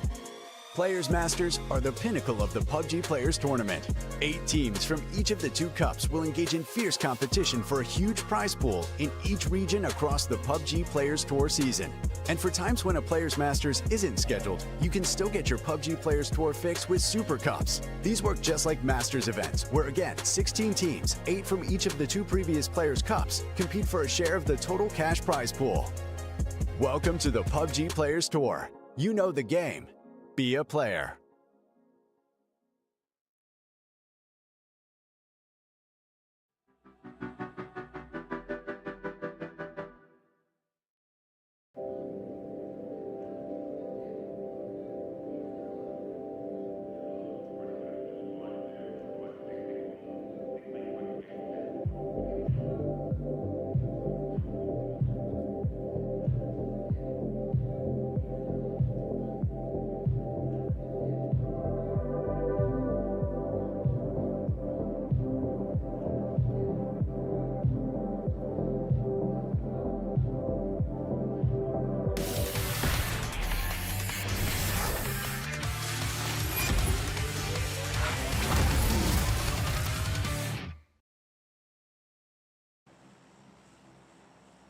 We're back.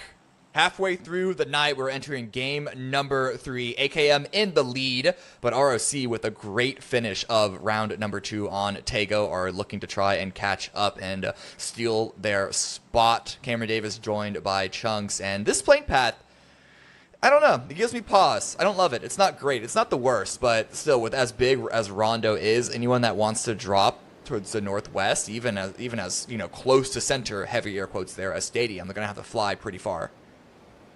Yeah, it's a pretty rough plane pass. I wouldn't be surprised to see a couple of hot drops here. Is there a chance of a Jadina City ending? I don't think we've seen one yet in the Players Tour. Ooh. And if there was a plane path for it, you've got to think that this is the one.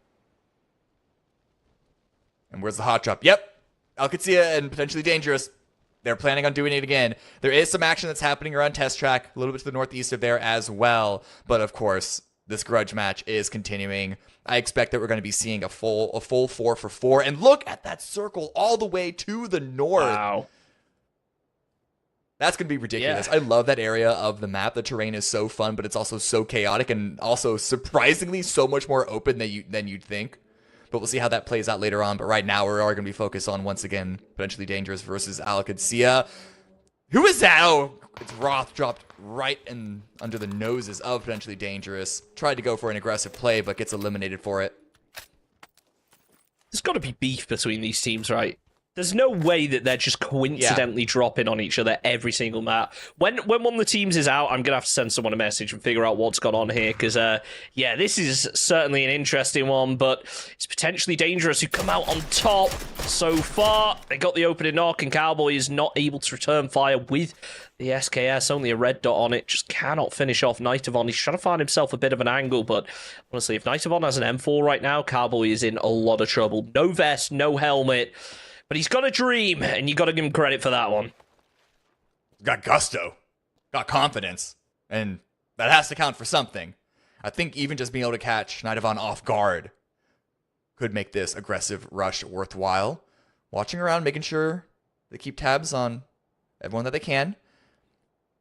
I don't know how aware they are of Glock's push to the northern segment of Yulin. Got a long rotate ahead of them as well. The circle's so far off to the northeast. seems like every game these teams, they hot drop each other, but they never get the circle. I would imagine they're at least not going to be third party this game, which is something True. some positive for these teams to take, and they do have a respawn beacon again in Yulin. So it's not the end of the world. Chino is rocking the crossbow. I can't say I've seen that in comp for a long time. Yeah. If ever. I don't think yeah, if ever, being the operative phrase. I don't know if I've ever seen it other than just on a hot drop, but it looks like... Well, okay, so we saw a couple of teams all drop in the same trajectory around this area. Right now, it's Mira and Rene Levant, and so this could be another aggressive maneuver where they grab what they could find and then try and push players down to get kills. Fana does seem to be isolated towards the north in the middle of the wilderness. No society. I think it might be a car that Fana's playing around, but here comes Fakeson swinging around the side. Haven as well with another vehicle. So as long as Fana stays alive, the rest of Mira should be able to surround Rene, give support, and extract this isolated player. Not the first time we've seen these two teams fight towards each other. As Alcudia, are they retreating from this one? Appears to be the case. Might be able to get the chip. They're going to find a different position, try and bring that player back. If not, it's better playing with 3 than playing with none. So we'll be making the escape. Not sure exactly where Rello is. Oh, Rello's staying behind here. I did not even realize that. So this is an interesting play from Alcudia. Maybe he's just going to wait, try and bring his teammate back in, but I think the more likely scenario is they're hoping that PD think that these players have rotated. He can try and get himself some exit frags. Yeah. It could be both. Could easily be playing for both opportunities. And if this is a targeted hot drop where it's actual beef between the two teams, it makes perfect sense why they make a play like this. And Cowboy and D could still loot up and just turn around and come right on back to continue the fight. We are continuing to follow other squads rotating around each other, but surprisingly enough, there haven't been any further kills. They're kind of just looking at each other aggressively. Oh, LFP might find an opening onto Chino. Chino just passed up the AUG to stick with the crossbow. So, not sure what the strategy is there. He's called it out to his teammate who's grabbed it now. LFP not making the peaks just yet. Knows that if he takes shots down to these players on the docks, he's going to be vulnerable from the compound. If Chino opens up, you've got to imagine he tries to get the kill. But no, he's just so patiently, you could argue even too patiently, waiting for his teammate, but finally opens up. LFP takes down one. They try and finish off Sticky. And he was in a sticky situation, but he managed to get over to safety. Oh, look at that HP. Look at that damage. Almost takes the second knock in that spray down. And yeah, you're right. A lot of waiting by LFP, but it was waiting for a teammate. Even out in the open, 2 is better than 1. You can eliminate players so much faster that way. Another keeping the pressure pushed on. Yeah, they almost got 2, exactly. Sticky just barely able to stay alive, and it looks like they don't have a lot of meds. Maybe not even a bandage, just relying on boost to get what heal they can. That is a rough start for Rene. I'm struggling to figure out what the thought process was here. Maybe they weren't expected to get hot drop. They thought, hey, this is a nice backup. We can avoid taking this fight too aggressively. It has not worked out for them. They are so limited on loot. I have to think that the crossbow was a choice. Like that, I just want to believe that playing with the crossbow is a conscious choice. And we're about to see the best crossbow play in Americas. He's about to pop off with 20 kills, but you never know. Not this round. Already dead. But his teammates could still pick up the crossbow. Never say never. Anything can happen in PUBG. You should know that by now. And Snakers, he knows exactly where HVIT is, gets himself the knock. Oh yeah, really good knock to find there. This is out of the zone still. Neither of these teams had moved. And yeah, sure, they dropped out of the plane path relatively late, but it's still over 7 minutes. So I imagine they also likely played around each other, going for the kills and not caring so much about getting into the zone. Gats is on an aggressive push, and they're getting deeper and deeper in the blue as the zone closes on them. Cowboy also out in the open. Here's rotating MDA, looking perhaps to get an opportunity to get a quick little knock on a rotating team. Calls out the information to D to the north. Alcuzi are out here just playing solo squads right now. Steve decided not to shoot. That vehicle flip, surely they're going to try and make something out of that. Some shots will come out, but nothing connecting. D getting over to the rock. This could be the opportunity for the knock from both players. In the end, Ritiuk gets the run over. This Cowboy finally opens up. Should be able to get the revive unless he turns around and finishes off the job. Yeah, that is a interesting strategy, this game from Alcuzi. Things are not working out well for them today. Yeah, I think they just got timinged on all of that. I think the vehicle flip actually kept D from being in a position to try and get the knock until later, and then I think there might have even been spotted on the push by the front three players. Regardless, now back onto 4-0 in their fight against DM. Good grenades. The follow-up can't finish the job. And where are DNL's teammates? Just to the north of them. Fighting for a compound that is just to the north of May Ran. Southeast of the center of the zone. More grenades come flying on in, and Lopez here on the hills to the north.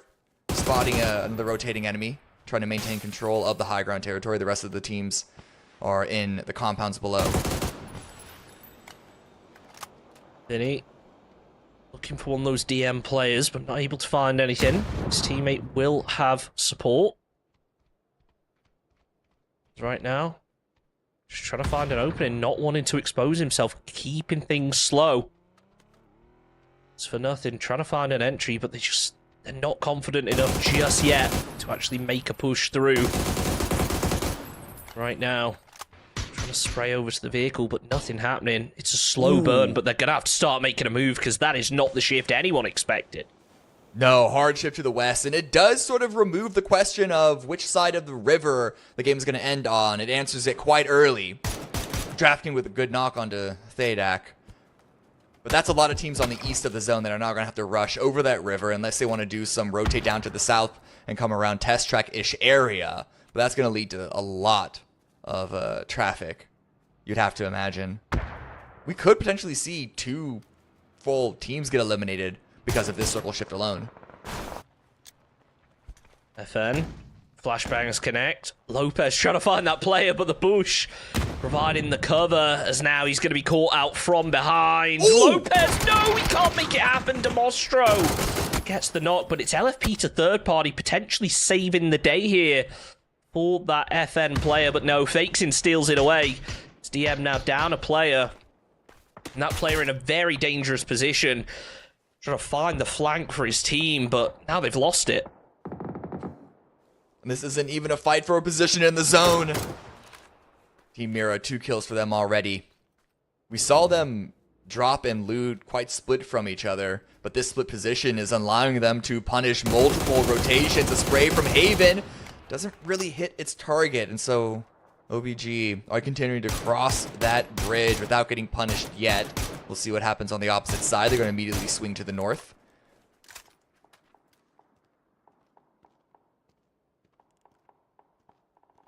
Ooh, a crash coming out of Youngblood now. VSA hiding in the 2 warehouses. And OBG off in the distance. They could be coming this exact same direction. This could get very heated very, very fast. Grenades in play. You can see one being cooked by Zo. And a great land onto Ronodiga. Nicely done to open things up there from Youngblood. VSA down to just 2 players. Oh, Charlie hasn't been spotted out. That S12 is so powerful, but Pandarito, he wasn't able to spot him. The flashbang connects, and Pandarito follows up with the shots. There's now VSA down to just 1 player left. It's because Manic is holding behind the logs.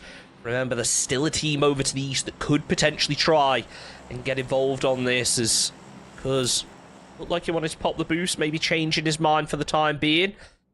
Oh, that nade could be massive. Bounced wrong, perhaps, but yeah, it did not get the knock. Looks good. Looks like 4-0 have an idea of where some of these other players of DM are, but the blue has overtaken them. Blue closes in. It's only phase 2, but the chip damage could stack up. Blue zone grenade on top of it. Nora needs to worry about their HP. Does get a first aid kit popped off. But now Vinny in the vehicle. Potentially. Oh, no, not even bait. Actually trying to get an angle to get onto the roof. Covering fire from Ali RV does pull Vinny away from that, but the blue zone grenade also finds a knock.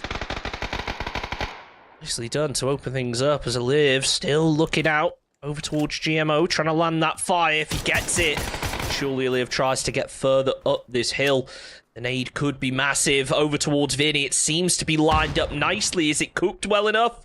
Seemingly not, as the circle centers up. These teams are going to have to continue to make a move. They're still out inside the blue zone, so that damage just slowly tanking away. This DM, nearly opens up there from Kevin's, but he just can't finish off the job. As both these teams, they are going to be so limited in terms of meds, util, after this fight cleans up. So we will have to wait and see which one comes out on top, and ultimately who manages to survive. As Kuz, well, he manages to survive, takes down one from Youngblood, but he can't find the push, as they should be able to get the revive. Yeah, a good secure on that central compound position. But now back onto Deportivo Merlo versus 4-0. DM have just been losing players bit by bit, slowly but surely. Because now looking for an opportunity to try and break out of what seems to be a very, very rough situation. But 4-0 also need to leave as well. There's going to be a time that, like, it's not worth it to keep this fight rolling. They're too far away from the center of the zone. A nice grenade once again by Ollie RB. Haggun to 56 himself, going to retake that fight. Shot's not missing, but look at the push from the north. Footsteps heard. Ollie RB pulling the AUG back out, but Jimu is going to have the advantage in that fight. All down to Cuzno now. He's got no health either. Needs to pop a first aid to be able to get back into this, as for nothing, taking a lot of damage from the blue. They're going to pop some meds of their own. If the revive comes out, they will be 3 men strong, so big plays have to come out from Kevin's. GMO gets the flush. That's 3 kills on the board, 4-0. So at least the game wasn't 4-0. They've got themselves some points out of this one. That was awful. I tried my best. And yeah. Oh, the EP's actually going to be used. This is an interesting one, as it looks like this fight could slow down, but if they spot that out, they'll be quickly back in position as JMS finishes off Karak. Yeah, really nice knock into kill combo. Karak a bit far ahead from the rest of 55, and here comes shots from the south. He's going to pull Nyx away from that high ground position. Double is still comfortable for now, in a bit of a wild card position, but here comes Bestia to the north. This could make things very, very complicated for this northern fight. It's Luminosity, the 4th team, that is taking the shots from the south, and then we are going to pop back over and see the finish of that engagement. Jimu stuck around to get that final kill, while the rest of 4-0 did push to the north. It looks like they're getting a blue chip revival. Bestia trying to get themselves a position inside this circle. There's double R9 laying prone, hoping not to be spotted. There is actually going to be a chopper coming in. Not sure if anyone is on the back of it. I think that's just that EP from earlier on that didn't end up being used. The second one called in as well that also... Oh no, actually, sorry. Lopez is going to be on the back of it. So he's going to be dropping down. This is a brutal circle for these teams to try and play now. So little position to try and grab. It's just going to be a case of trying to play ridges wherever you can. As double R9, he's laying prone. He's got the FAMAS in hand, but if he leaves it too late, he is going to get punished. Just playing so cautiously, waiting for the players to get close together. The lineup! Opens up, takes down one, but he can't find Enzito as the fire gets returned. It's Flood, Silly Mode, who finishes off the job, taking down double R9, and he gets punished. Enzito saved by the tree. Just barely Enzito staying alive. That was so close to being a quick double knock. That would have been huge, but... almost only counts on horseshoes and hand grenades, and no hand grenade was available in that fight. Back over to the north once again. Bestia versus 4 angry men. Silly Mode still trying to be a major presence, as Luminosity also trying to be involved in this fight, but also dealing with a couple of random stragglers coming into their territory. There's Luck trying to open up onto 55. LG with an ultra aggressive strategy today. I like to see it, but Lopez, that player who dropped in from the respawn beacon, has nothing to work with. He is just going to have to try and punch out any of these LG players who come in here. As of right now, though, Bizzler, he's only playing the ground floor. But if you're Lopez, you've got to be a little bit worried about how you get out of this one. Ooh, Fishman, Spray doesn't find anything, but Sold is able to get a double knock onto MDA, looking to confirm both of those kills, get those points. Remember, they won the previous round, really good end game, and they want to keep the momentum rolling. Third knock.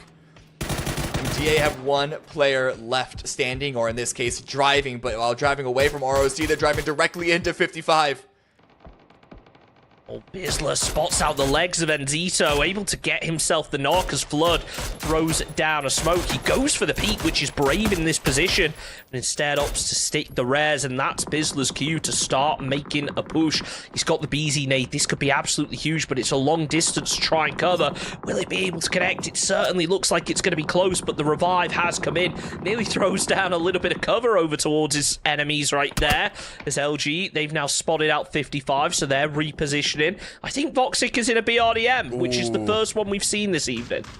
Yeah, strange. BRDMs were incredibly prominent in Masters 2, so I'm surprised that we haven't seen any of them until now. But if anyone's watched Masters 2, you know that Voxic is the king of BRDMs.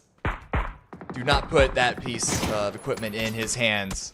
Things are going to get silly. Oh, it still seems Luminosity are in a bit of trouble. They lost Gats. And they're just getting surrounded by more and more teams. All these little dips and grooves are giving teams like Mira the ability to just sort of inch their way closer. Oh, they're running up to Lopez. They're running up to the top floor. Surely he's going to get spotted out now. Is he going to try and punch him out? Oh, no joy. Bizzler gets himself the kill. Sorry, the knock.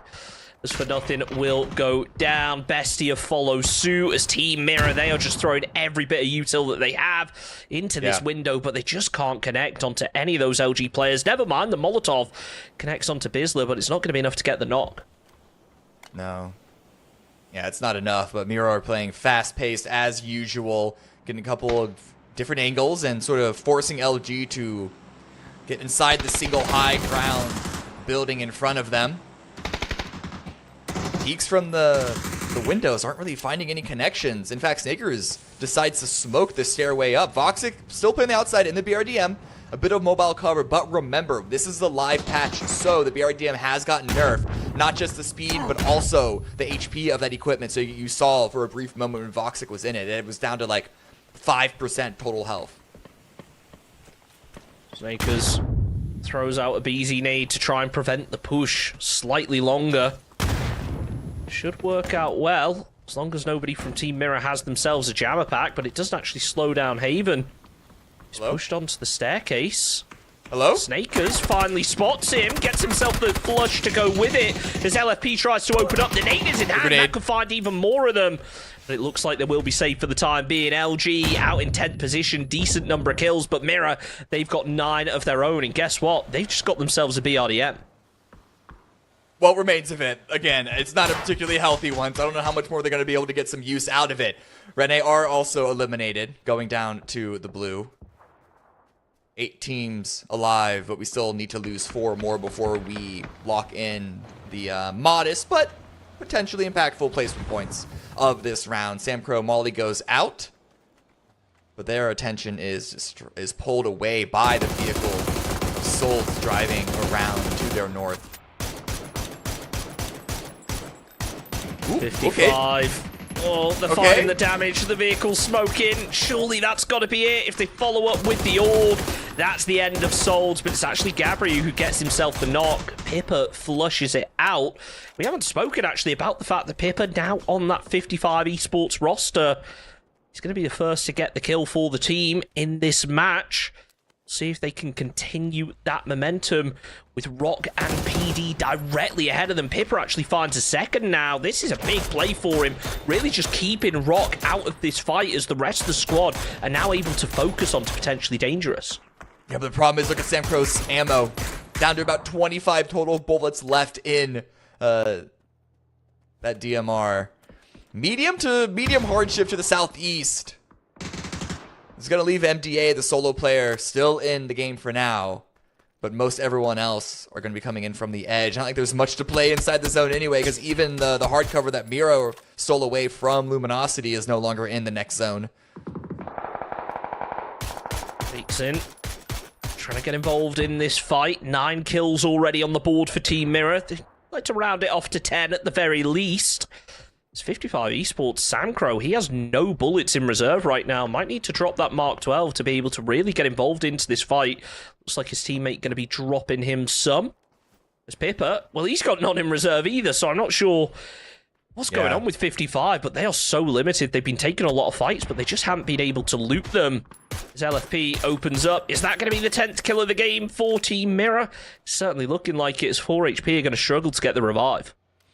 Well, they're in the vehicle, and they got to make their way into the zone anyway. They're going to have to move regardless, and it doesn't even matter. That's irrelevant because it's stolen away by BL, so Mirror are still waiting for the magic double-digit kill point, but, I mean, with 18 players alive, I believe 15 non-Mirror players available. I'm sure they're going to match it soon. 55 Esports, aggressive push, flashes come out. Ogden play for Sam Crow, rushing around the corner, playing it in first person, swaps back to third to try and get the visibility on top of the rock, but some shots from teams at range is going to slow the push down, and they get punished for it. Gabri is staying alive, and here comes the push from the opposite side. A great flank, a great surround by Knight of Von. Potentially dangerous, stay alive, 8 kills for them. But look how wounded they are. Oh, this is huge from BL. That BZ could finish the job onto 4 HP. It's going to land close. It certainly seems like it could be the right position. Hey, look, you got to get that blue zone cooking as Nyx gets immediately caught up in this one. I think he had a jammer pack on as well, so he had a couple of extra seconds.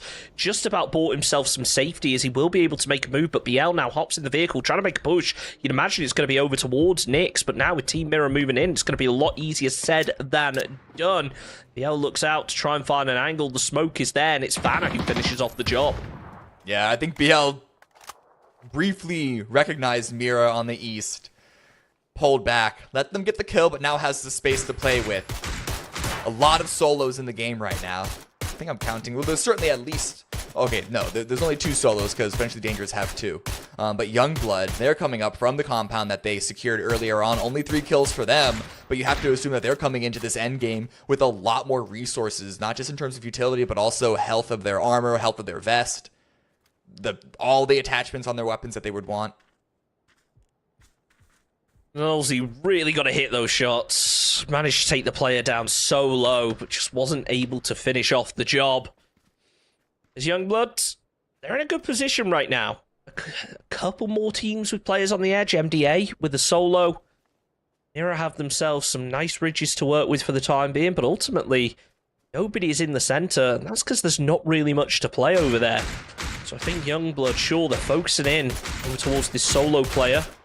His teammate has already made a cross, but they need to start thinking about looking behind because potentially Dangerous are limited on options, and you've got to think that this is maybe one of the only options they have is to push onto Youngblood. Oh, the Dragunov at this range could be quite impactful. Ooh, LFP, good damage onto Tavon. Down to 14 HP, forcing them back to use another piece of medical equipment.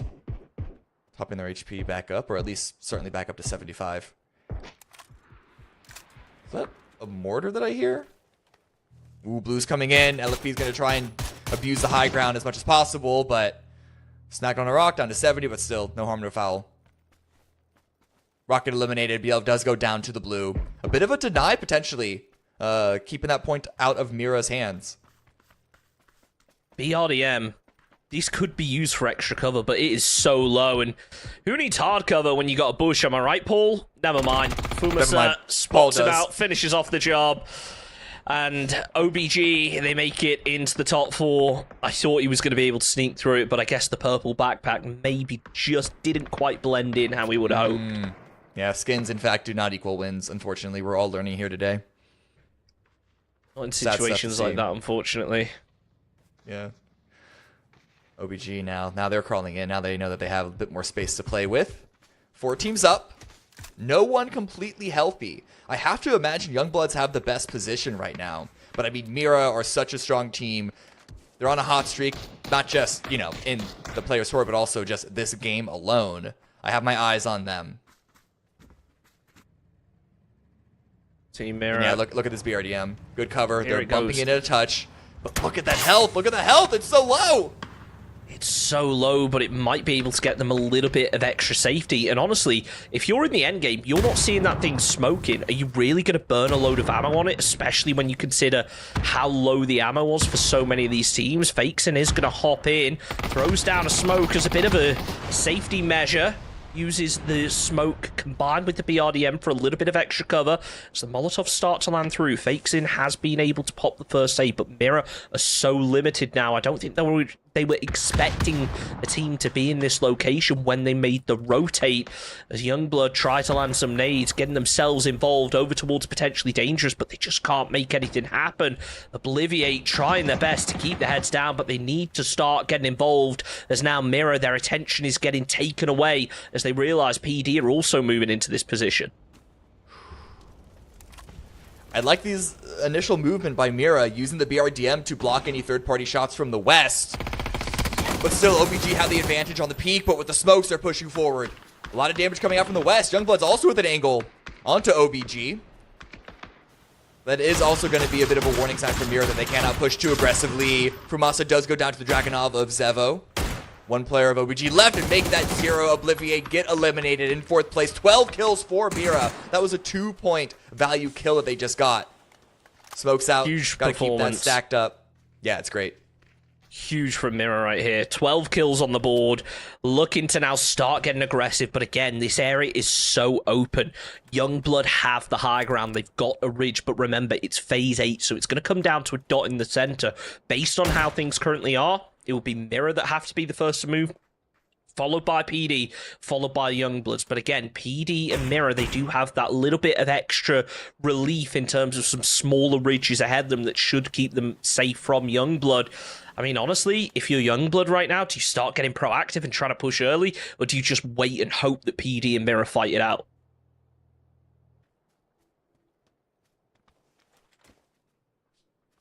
I don't think you can ever make that decision and really set it in stone. It's all about reacting onto what's immediately happening. PUBG is a game that is won by milliseconds when it comes to decision making. And of course, the really fast TTK also playing into that. Smoke drop by Zevo. A little bit of a push forward by a teammate. Trying to get to the ridge in front to expand their angles. And then potentially dangerous as well. Everyone's just teasing each other. It's almost like a game of footsie. No one's committing yet. Gabriel looks like he wanted to commit, but knows that Youngblood are close by. Got themselves a tiny little valley that I guess they could try and work with, but it looks like, no, they do want to try and commit onto Youngblood sooner rather than later. Flashbang comes out. Could be responded to. It certainly is. Gabriel takes down Nolzi as he takes down Pandarito as well. Zevio trades it out, and it's Fada who finishes off the jobs. Now it's a 3 versus 1. They've got to be aware of the kill feed. They know it's only a solo left up, so they are looking around. They're able to spot him. Flushes out Nolzi by mistake. Sees all the bodies. Tries to spray through, but he can't find him. In the end, Fakeson does, and it's Team Mirror getting their first win of the weekend in style with 16 kills. 16K club. Mirror are... I'm sure they've done it before, but they have punched their ticket once again. 16 kills is a huge number to get. And also, I will say that I don't think that was a mistake to go for the flushes, because they weren't the ones to get those 2 knocks. They were confirming every single kill point that they had available. I think they even told each other, don't get the last kill, secure the knocked players first. They had the 1 versus 3. They had the advantage in that fight, and it's well worth it. They got bumped up from 14 kills to 16 because of that. Yeah, really smart play if that was the case, but either way, they got the win, and that's where the big money lies. Granted, it's not as heavy as it used to be, but it's still 5 extra points. That will give them 21 points from a single game. Not quite the 30 that we've seen them be able to get in the past, but honestly, if they start to warm up, going into that final wrangle game, going into tomorrow, who knows what is possible with this roster. Yeah, they're looking great. I'm really excited to see what the total leaderboard is going to be. But first, you have to continue through these highlights. And as usual, a lot of fighting. But I also think it's not just the scoring system that led to it. Just this area of the map leads into sort of like such close range. It almost feels like trench fighting. Yeah, definitely. There's so many little dips and divots that you're forced to play. I think it was arguably the most brutal Phase 9 circle we could have had based off of Phase 7, just because of how open it was, but it's Team Mirror that were able to make the most out of it. 21 points, potentially dangerous. Less than half the number of points that Team Mirror were able to get. It doesn't necessarily say that they had a bad game, it just shows just how good Team Mirror's game was right there. Yeah, like potentially dangerous. 8 kills, that's a great game. Youngblood, 6 kills, 3 placement points, that's also a great game. Rock, Luminosity with their 5 kills, that's a good game for them. But yeah, it just all pales in comparison. But with AKM getting only 1 point, and then Rock, as much as a good game as it is, it's 5 points compared to 21. Surely when we go to the overall leaderboard, Mira are now going to be in first place. You got to imagine so. And of course, 10 points ahead of second place. AKM, that's a squad that really performed well in our first 2 games. They just weren't able to make it happen in our third.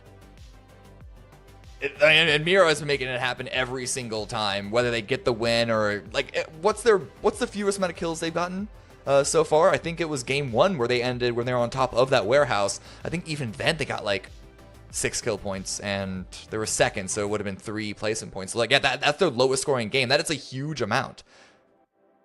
Yeah, they're just one of those teams that is consistently able to put up those numbers, but we'll see if they can do it again. We only have 1 more game to come this evening. It's going to be over on Erangel. We're going to be back in just a couple minutes with our final match of the night. Welcome to the PUBG Players Tour. This year, we're introducing structured competitive play in third-person perspective mode for players of all ranks, levels, and ability.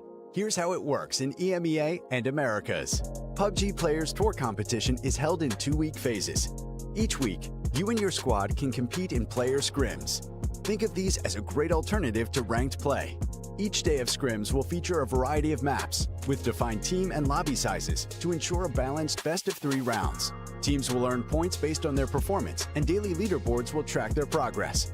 When the scrims are over, the top teams will qualify for the PUBG Players Tour Cups, where they will be joined by up to 10 invited teams, featuring some of the best players in the region. Players Cup leaderboards will track team performances across 2 days of play, with the top 8 squads progressing to the final round of competition. Players Masters are the pinnacle of the PUBG Players Tournament. 8 teams from each of the 2 cups will engage in fierce competition for a huge prize pool in each region across the PUBG Players Tour season. And for times when a Players Masters isn't scheduled, you can still get your PUBG Players Tour fix with Super Cups. These work just like Masters events, where again, 16 teams, 8 from each of the 2 previous Players Cups, compete for a share of the total cash prize pool. Welcome to the PUBG Players Tour. You know the game. Be a player.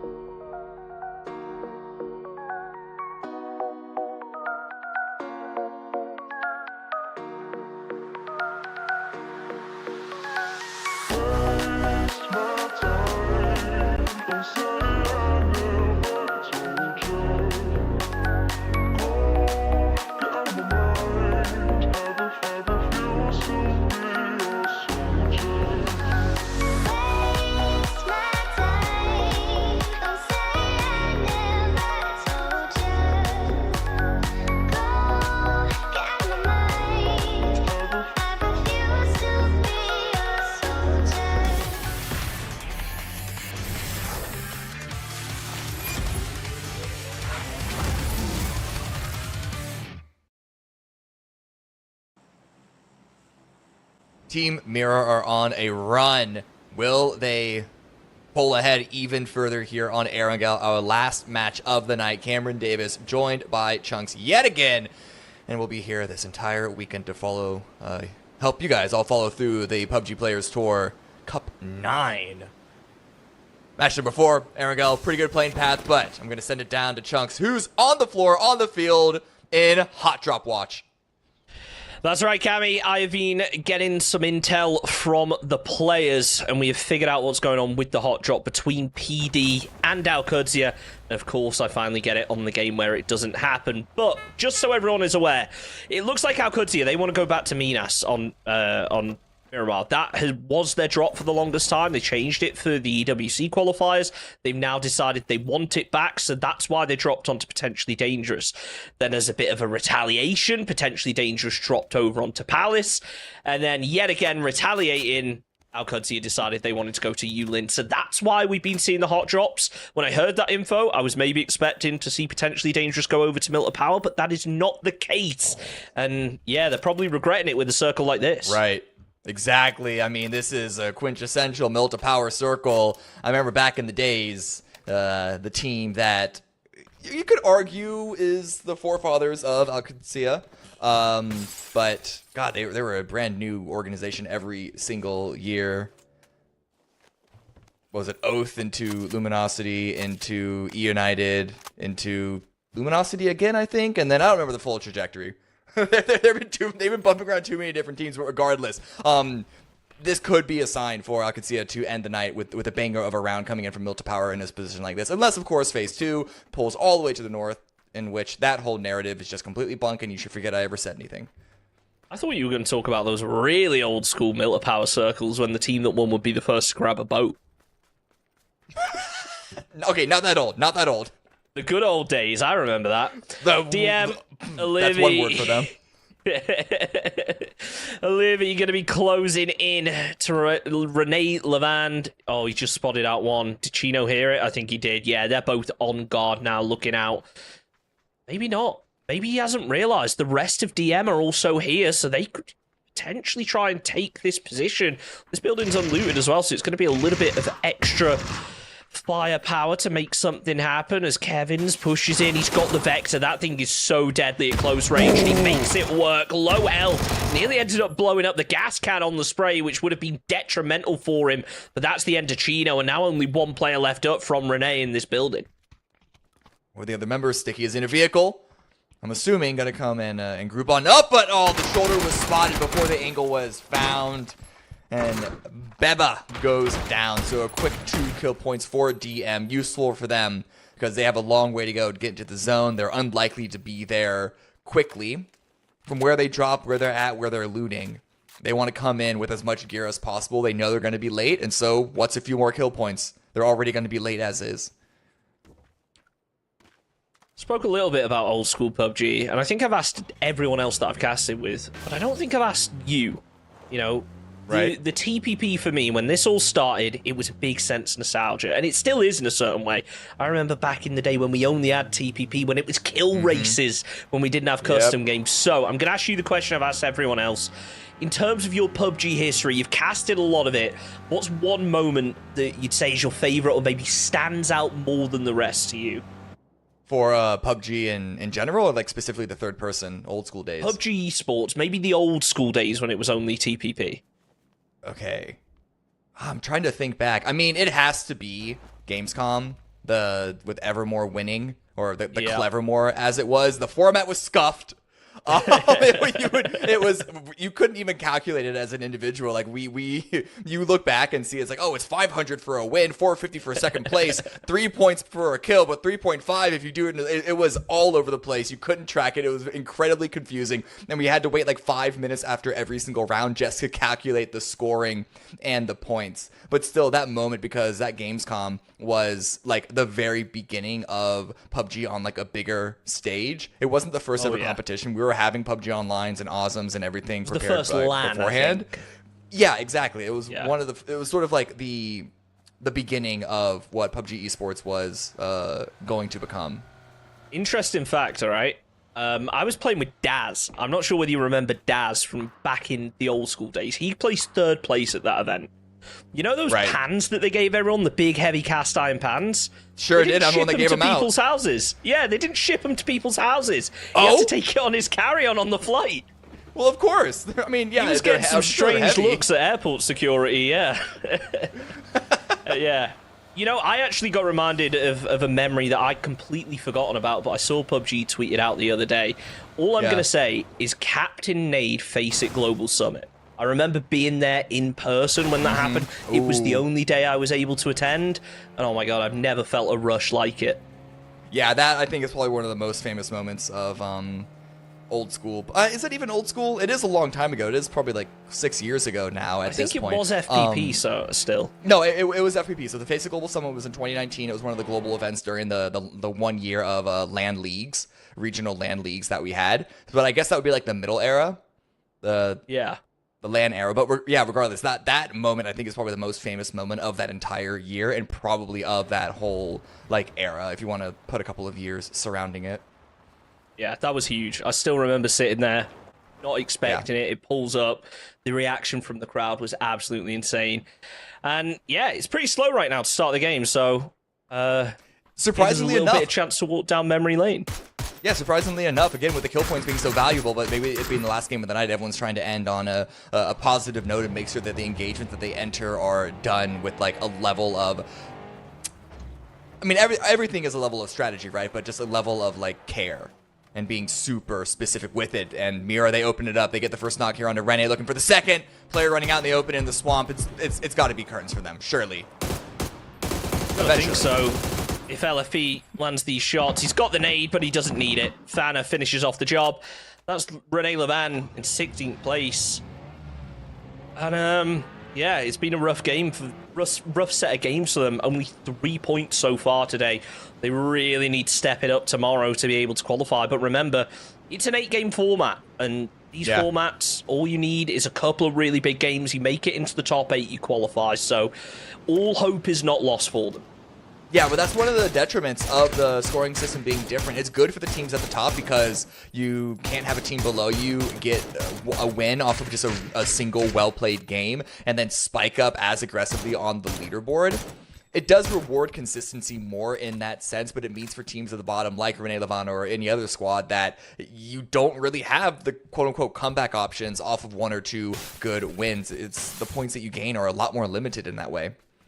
Oh, look at this. An EP's been called in by MDA, but PD have potentially seen it go up. So Glock is closing in. He's got nades as well, which could be absolutely huge here. He's waiting till he hears that chopper coming in.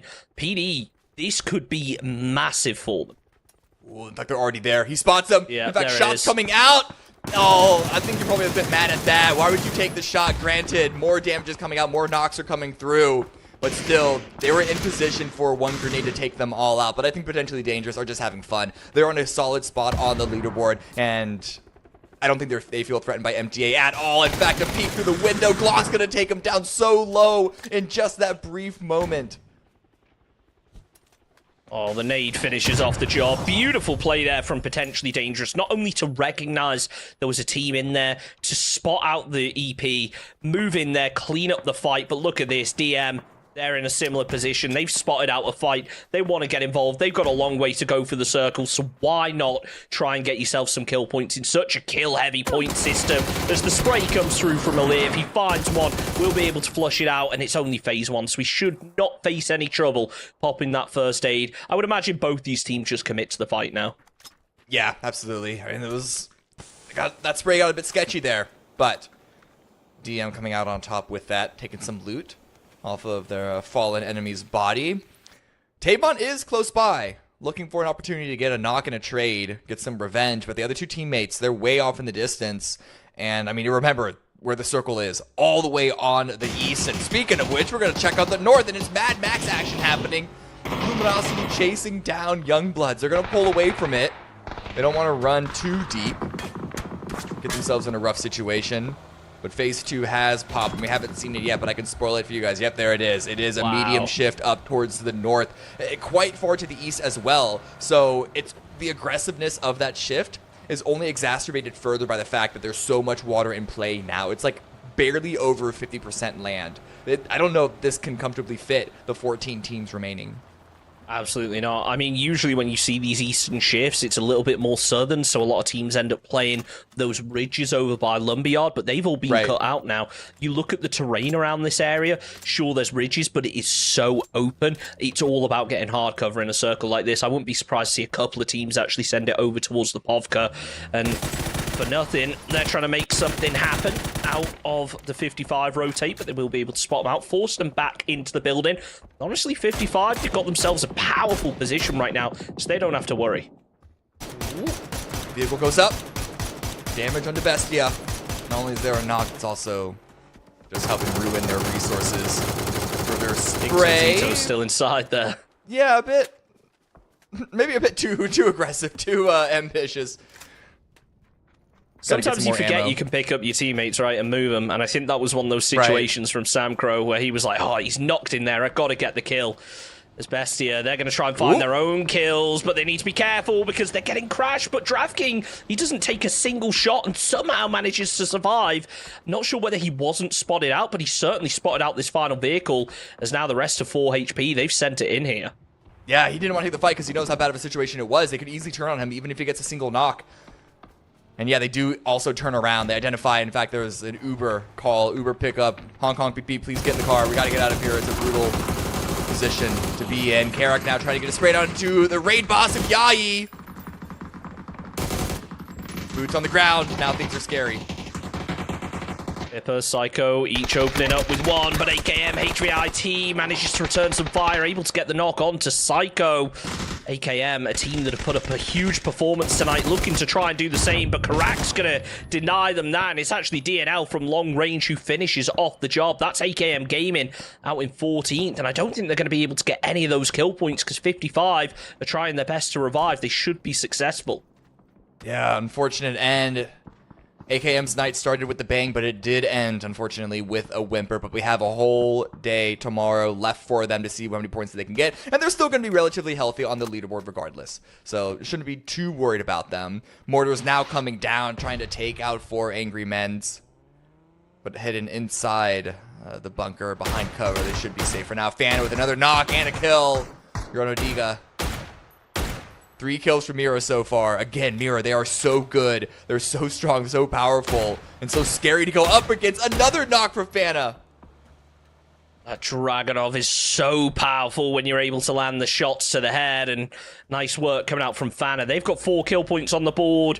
Someone's not playing Korean rate in as Fakes in, shoots at the dead body, but Haven finds that final remaining player. 5 kills on the board now for Team Mirror, just continuing to grow that lead out in first. Probably just going to try and grab their util here, because they are stacked. Hard shift down to the south, but still a fair bit of water into play. And so Rotha's compound, I think, is actually going to be the best one. I wonder if that's where the DM, freshly arrived from an e-pickup, are going to be focused on. You can see Alcacia, they're all pulling their people back and grouping up with Roth. Spray comes down from Karak at 55. Finds a good amount of damage, but doesn't get the knock quite yet. Oh, they're landing in a brutal spot, DM, out in the open. This is virtually free points. A free point, for sure, but the rest of them have actually managed to be able to get some kind of safety. 55 Esports, they've got 3 on the board. Nice way to start out the game, but they do need to focus on holding out these rotators up to the north now, because this southern shift is going to force so many teams around them. As LG just over to their east will spot out Youngblood, trying their best to land the sprays. It looks like Snaker's trying to pop some tires instead of going straight for the head, but it doesn't work out for them as Youngblood will get over to safety. The tire eventually pops, but he manages to avoid spinning out. And yeah, they're just going to crash over into Lipovka, but Obliviate, they are ready. They are hitting the spray, but they can't confirm any knocks yet. Yeah, but look at how spread OBG are. That's the problem. They weren't able to get some initial knocks, as you mentioned, and now they're just getting isolated. Heathy goes down. Theydak trying to get some revenge with a frag grenade, but instead of crossing open, understands the threat of the 2 other members of Youngblood just to the north. But Frumasa isn't so scared. Frumasa's going to run out, try and steal territory back. 2 knocks down against Obliviate. Frumasa now deciding to run away, but caught in the back. Theydak, the last one standing. A lot of work to do to keep OBG alive. This is going to be rough, especially with the nades, Molotovs all working their way in.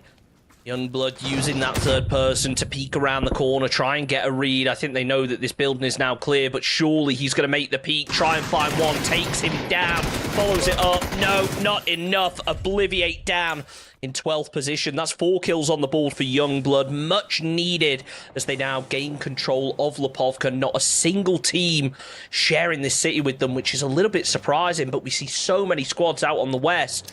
And if you pull up the map stream, Vizslar's just out in the cliffs on the blue. I thought he was disconnected, but he is moving, so that's not the case. Yeah, he's looking to find some angles, trying to find some information. A little bit of a blue chip recall coming into play. Watched over by Solds to make sure that it doesn't get stopped, it doesn't get denied. Now Santilla needs to figure out a way to get back onto the rocks and group up with their teammate. Very late into the game, it's already phase 3, and so those 2 teammates are not going to be returning until phase 4 at the earliest. So where they land, I mean, where even could they land? It's going to be quite, I think, a mission to get some loot, but Kira, 4 happy men, they find a couple of kills. They've had a couple of kills against them, and JMS is bleeding out, needs to get revived, but the next shift, it's actually going to be to the north. I thought it was going to favor Alcucia a bit more than it actually is.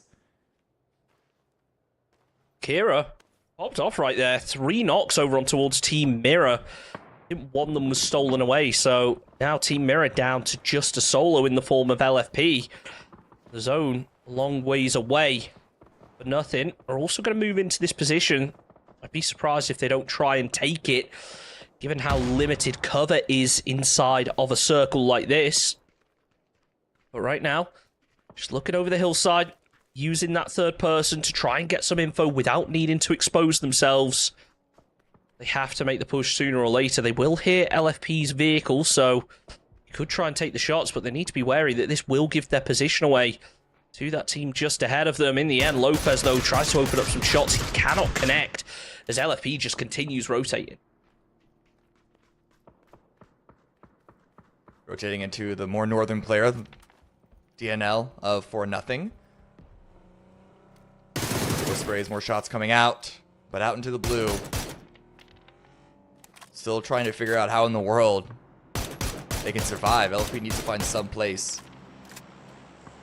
And I'm looking at the map. I don't know where I would recommend to them. It's quite rough to get into the zone. We still have 11 teams alive, which seems a bit high. It's only phase 4. But I imagine we're going to lose some of them. A good mortar knock that I just identified in the kill feed. And then 4-0. They're on a push now. Maybe based off of that knock, maybe not, but they're making a play. We've got to be careful, though, because those mortars, they're still raining in from 55 Esports. JMS holding behind the Dacia, trying his best to defend as the nade will come out over towards Vinny. That was really nicely placed. Does a lot of damage, but it can't confirm the knock. JMS turns over, takes down Lopez. He's pinned down by the Molotov. As the rest for nothing move in, he will be able to find himself the flush, at least get an extra point on the board. But 4 HP, the rest of the squad is so far away, they just can't return anything. In come the frag grenades. Can they connect? Seemingly not, as still for nothing. They've still got players up. Vinny's still in the fight. That frag might be the end of the knocked player as they just close in further and further. Bestia doing the same. Silly Mode has been able to take down Santilla from Rock as for nothing down in 11th. 4 HP do manage to defend, but they've got to do it all over again as now Rock, they push him behind. Kira takes down one. He is popping off so far today. Preps himself the nade. He's going to go under the vehicle, hoping that maybe one of those Rock players runs a little bit too close, but it is not the case. And it's DraftKings in the end who finishes off Fisherman, and now only 2 players left up for Rock. What is going on here? It was a huge play by 4 Angry Mans. They got a good number of points. Kira, I think, got 5 at the end of all of that, but now Rock, they still don't have a lot to play around, trying to get some loot, but the blue, it's locked into phase 5. This is when it starts to hurt. Phase 5, relatively center, so DM's improv position from that E pickup. It's the closest thing to center, but look at Cowboy, and then, of course. Is that Voxic in the BRDM? Surely it's Voxic in the BRDM. You gotta imagine so. He was drifting it earlier, trying his best to put it to good use. The nade could be big on this BRDM, but he's got to throw another one into that doorway if he wants to try and defend. A little bit too early, though, as LG just holding every position. Snakers lands the frag grenade. Gabriel throws himself down a smoke for a little bit of respite, maybe going to cause a bit of confusion. The flashbang comes through, but it doesn't connect as Gabriel turns around, but Snakers just spins and gets the kill. That's massive. There's potentially dangerous down in 9th. Just a reminder, we're on a slightly different point system, so at this point we'd usually be saying, okay, everyone's confirmed themselves a placement point. No, we've still got 4 teams more that need to fall before we start worrying about that. And I saw this at the kill feed. Cowboy made a play, pushed out in the open, not identified by DM, and was able to get 2 knocks, with one with a grenade and one with, I believe, a DMR. Seemed to only be able to confirm one of them, but DM's position has been weakened. LFB spotted by 55, the spray, and that's going to be it. VR are eliminated. They got some kill points, so this is going to be their worst round of the night, but still, that means it's still an amazing night, regardless, if this is their worst. 55. Trying to do a little bit of damage over onto that BRDM. Something smoking. I'm not sure whether it's the BRDM or the Dacia Taxi. DraftKings finishes off Rock over on the west. They're now in a bit of a 2-2 split, moving up towards Alcudia. More specifically, Cowboy, who's out as a solo right now. LG, they're sending it over into Youngblood as Bizler takes down DDG. Voxic might be able to find another. Surely he's going to get the run over kill here. The turning radius just about makes it. Takes down one, takes down a second. That's huge from Vox. Would he roll over his heel? How did that model get clipped in a meaningful way regardless? Voxic being the BRDM terrorist. 5 kills for Luminosity so far. And again, you saw how low of HP that BRDM was. The nerf seemed to be pretty massive and make it significantly less overpowered. But Vox is still going to be a demon with it. But Bizler, some great shots. Almost got the first knock. Was able to get the second. With the MG3 in the back, pushing forward. All the confidence. Full level 3s and the LMG. You couldn't ask for a better loadout. I like this from LG. Not only did they get the BRDM, they got the MG3, arguably its biggest weakness, but he's limited on ammo. So he's going to have to slow down the fire rate a little. Snakers throws out the nade. Finishes off the job before getting knocked himself. So that's DM out. And there we go. We're into the top 4. We're into placement points. And Karax is heading straight in towards LG. The nade will land. Doesn't quite connect. They are trying everything they can to take down this BRDM. It's pretty low in terms of health, so they might be able to finish off the job, but 55 Esports in a really strong position to go forward into this. Yeah, look at Alcudia as well. Not just 55, but also QAD. They push forward, take advantage, try and third party the fight of Luminosity taking out DM. Cowboy seems to have an angle, able to get a knock onto Voxic. Grenade on top of that. Snaker's pulling up, spotted the grenade, hops into the BRDM. That is going to be Voxic, unfortunately, going down, but at least they've secured continued access to that armored vehicle. At least for now, until it blows up, because, yeah, reminder, it is very low on HP. Alcudia dropping smokes to not get third-partied from the north, but you do see 55 re-pushing back out on the eastern edge, while Bestia are kind of just lying in wait. They're taking more of a conservative approach. That thing is low. LG, they're forced to hop out of it. Karax credited with the kill onto Snakers. The Psycho takes down Bizler. LG down in 4th as Alcudia kind of kept it quiet. No one really had an idea of exactly where they were, but with Cowboy taking those shots, both teams now know that there is a squad down here. Airdrop will be coming in.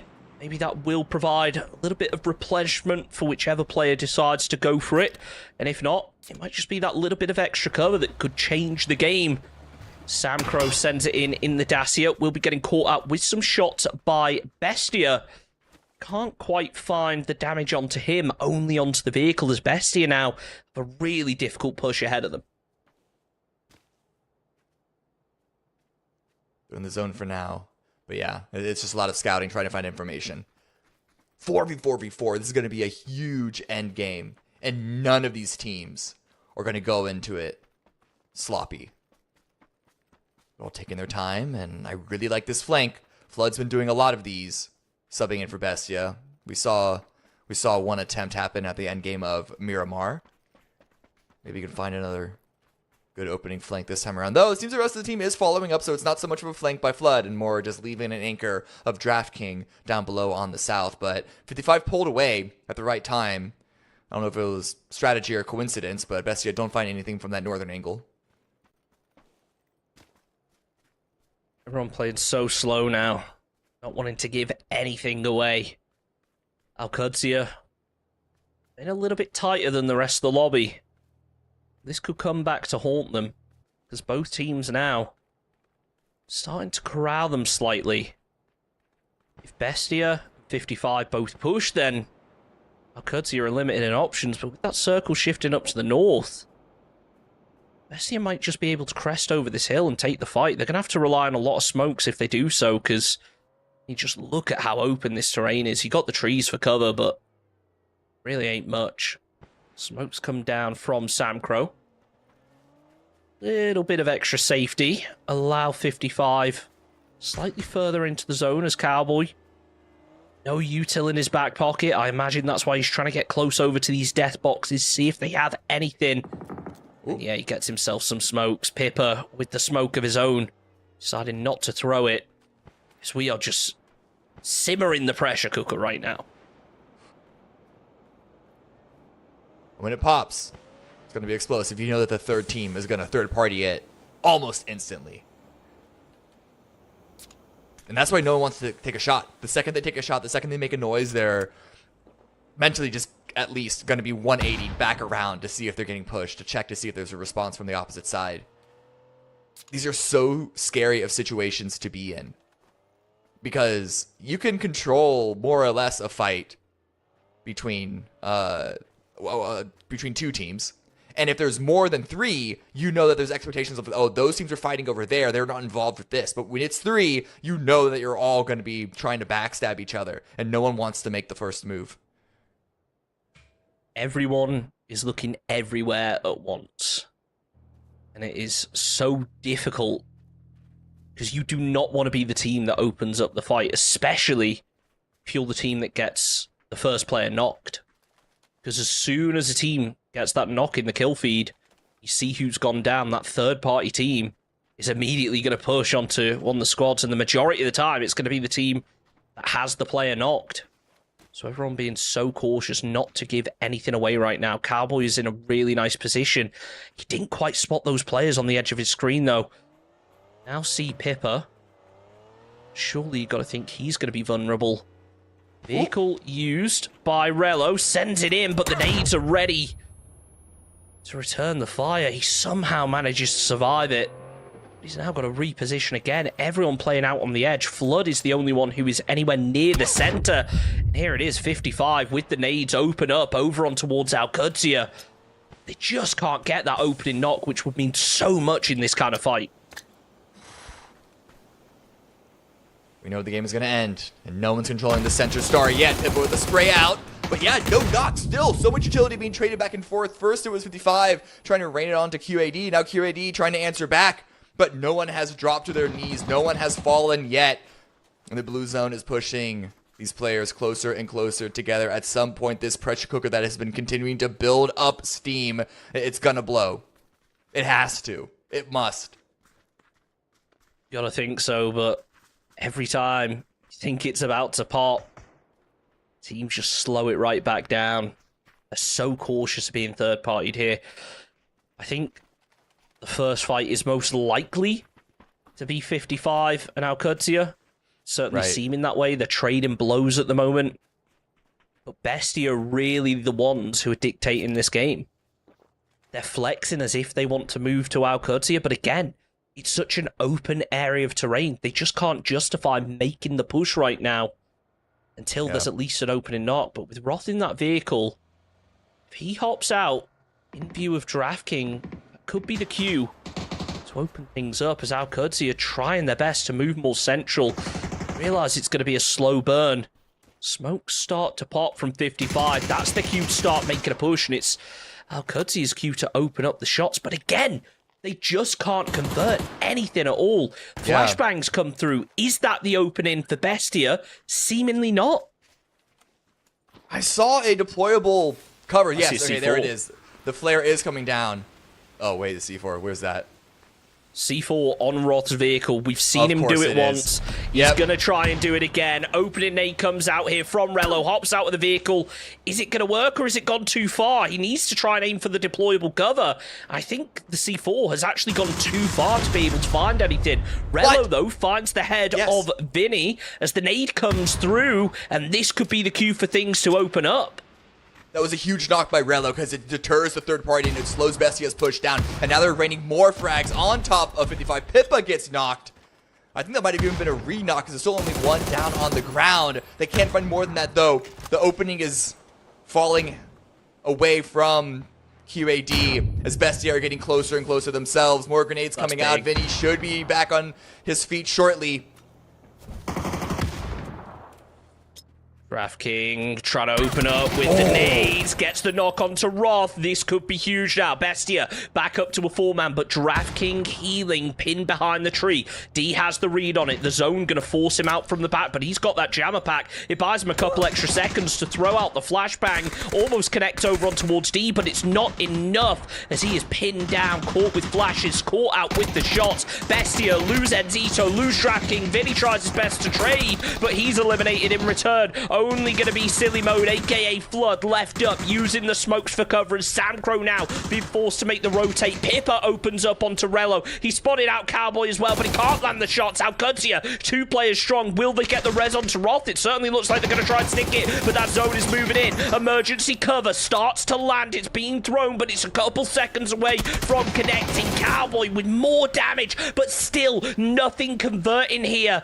1 versus 1 versus 2 as Pippa finishes off, confirms the flush, but gets taken out. D takes him out of the fight. It's Flood in a 1 versus 4, pinned up against the blue zone. The deployable shield is there for safety. Flashbangs coming through. Flood out in the blue. He's got the jammer pack, but it's all for nothing because Cowboy finds his head, and it's Alcudia with 11 kills that get the win.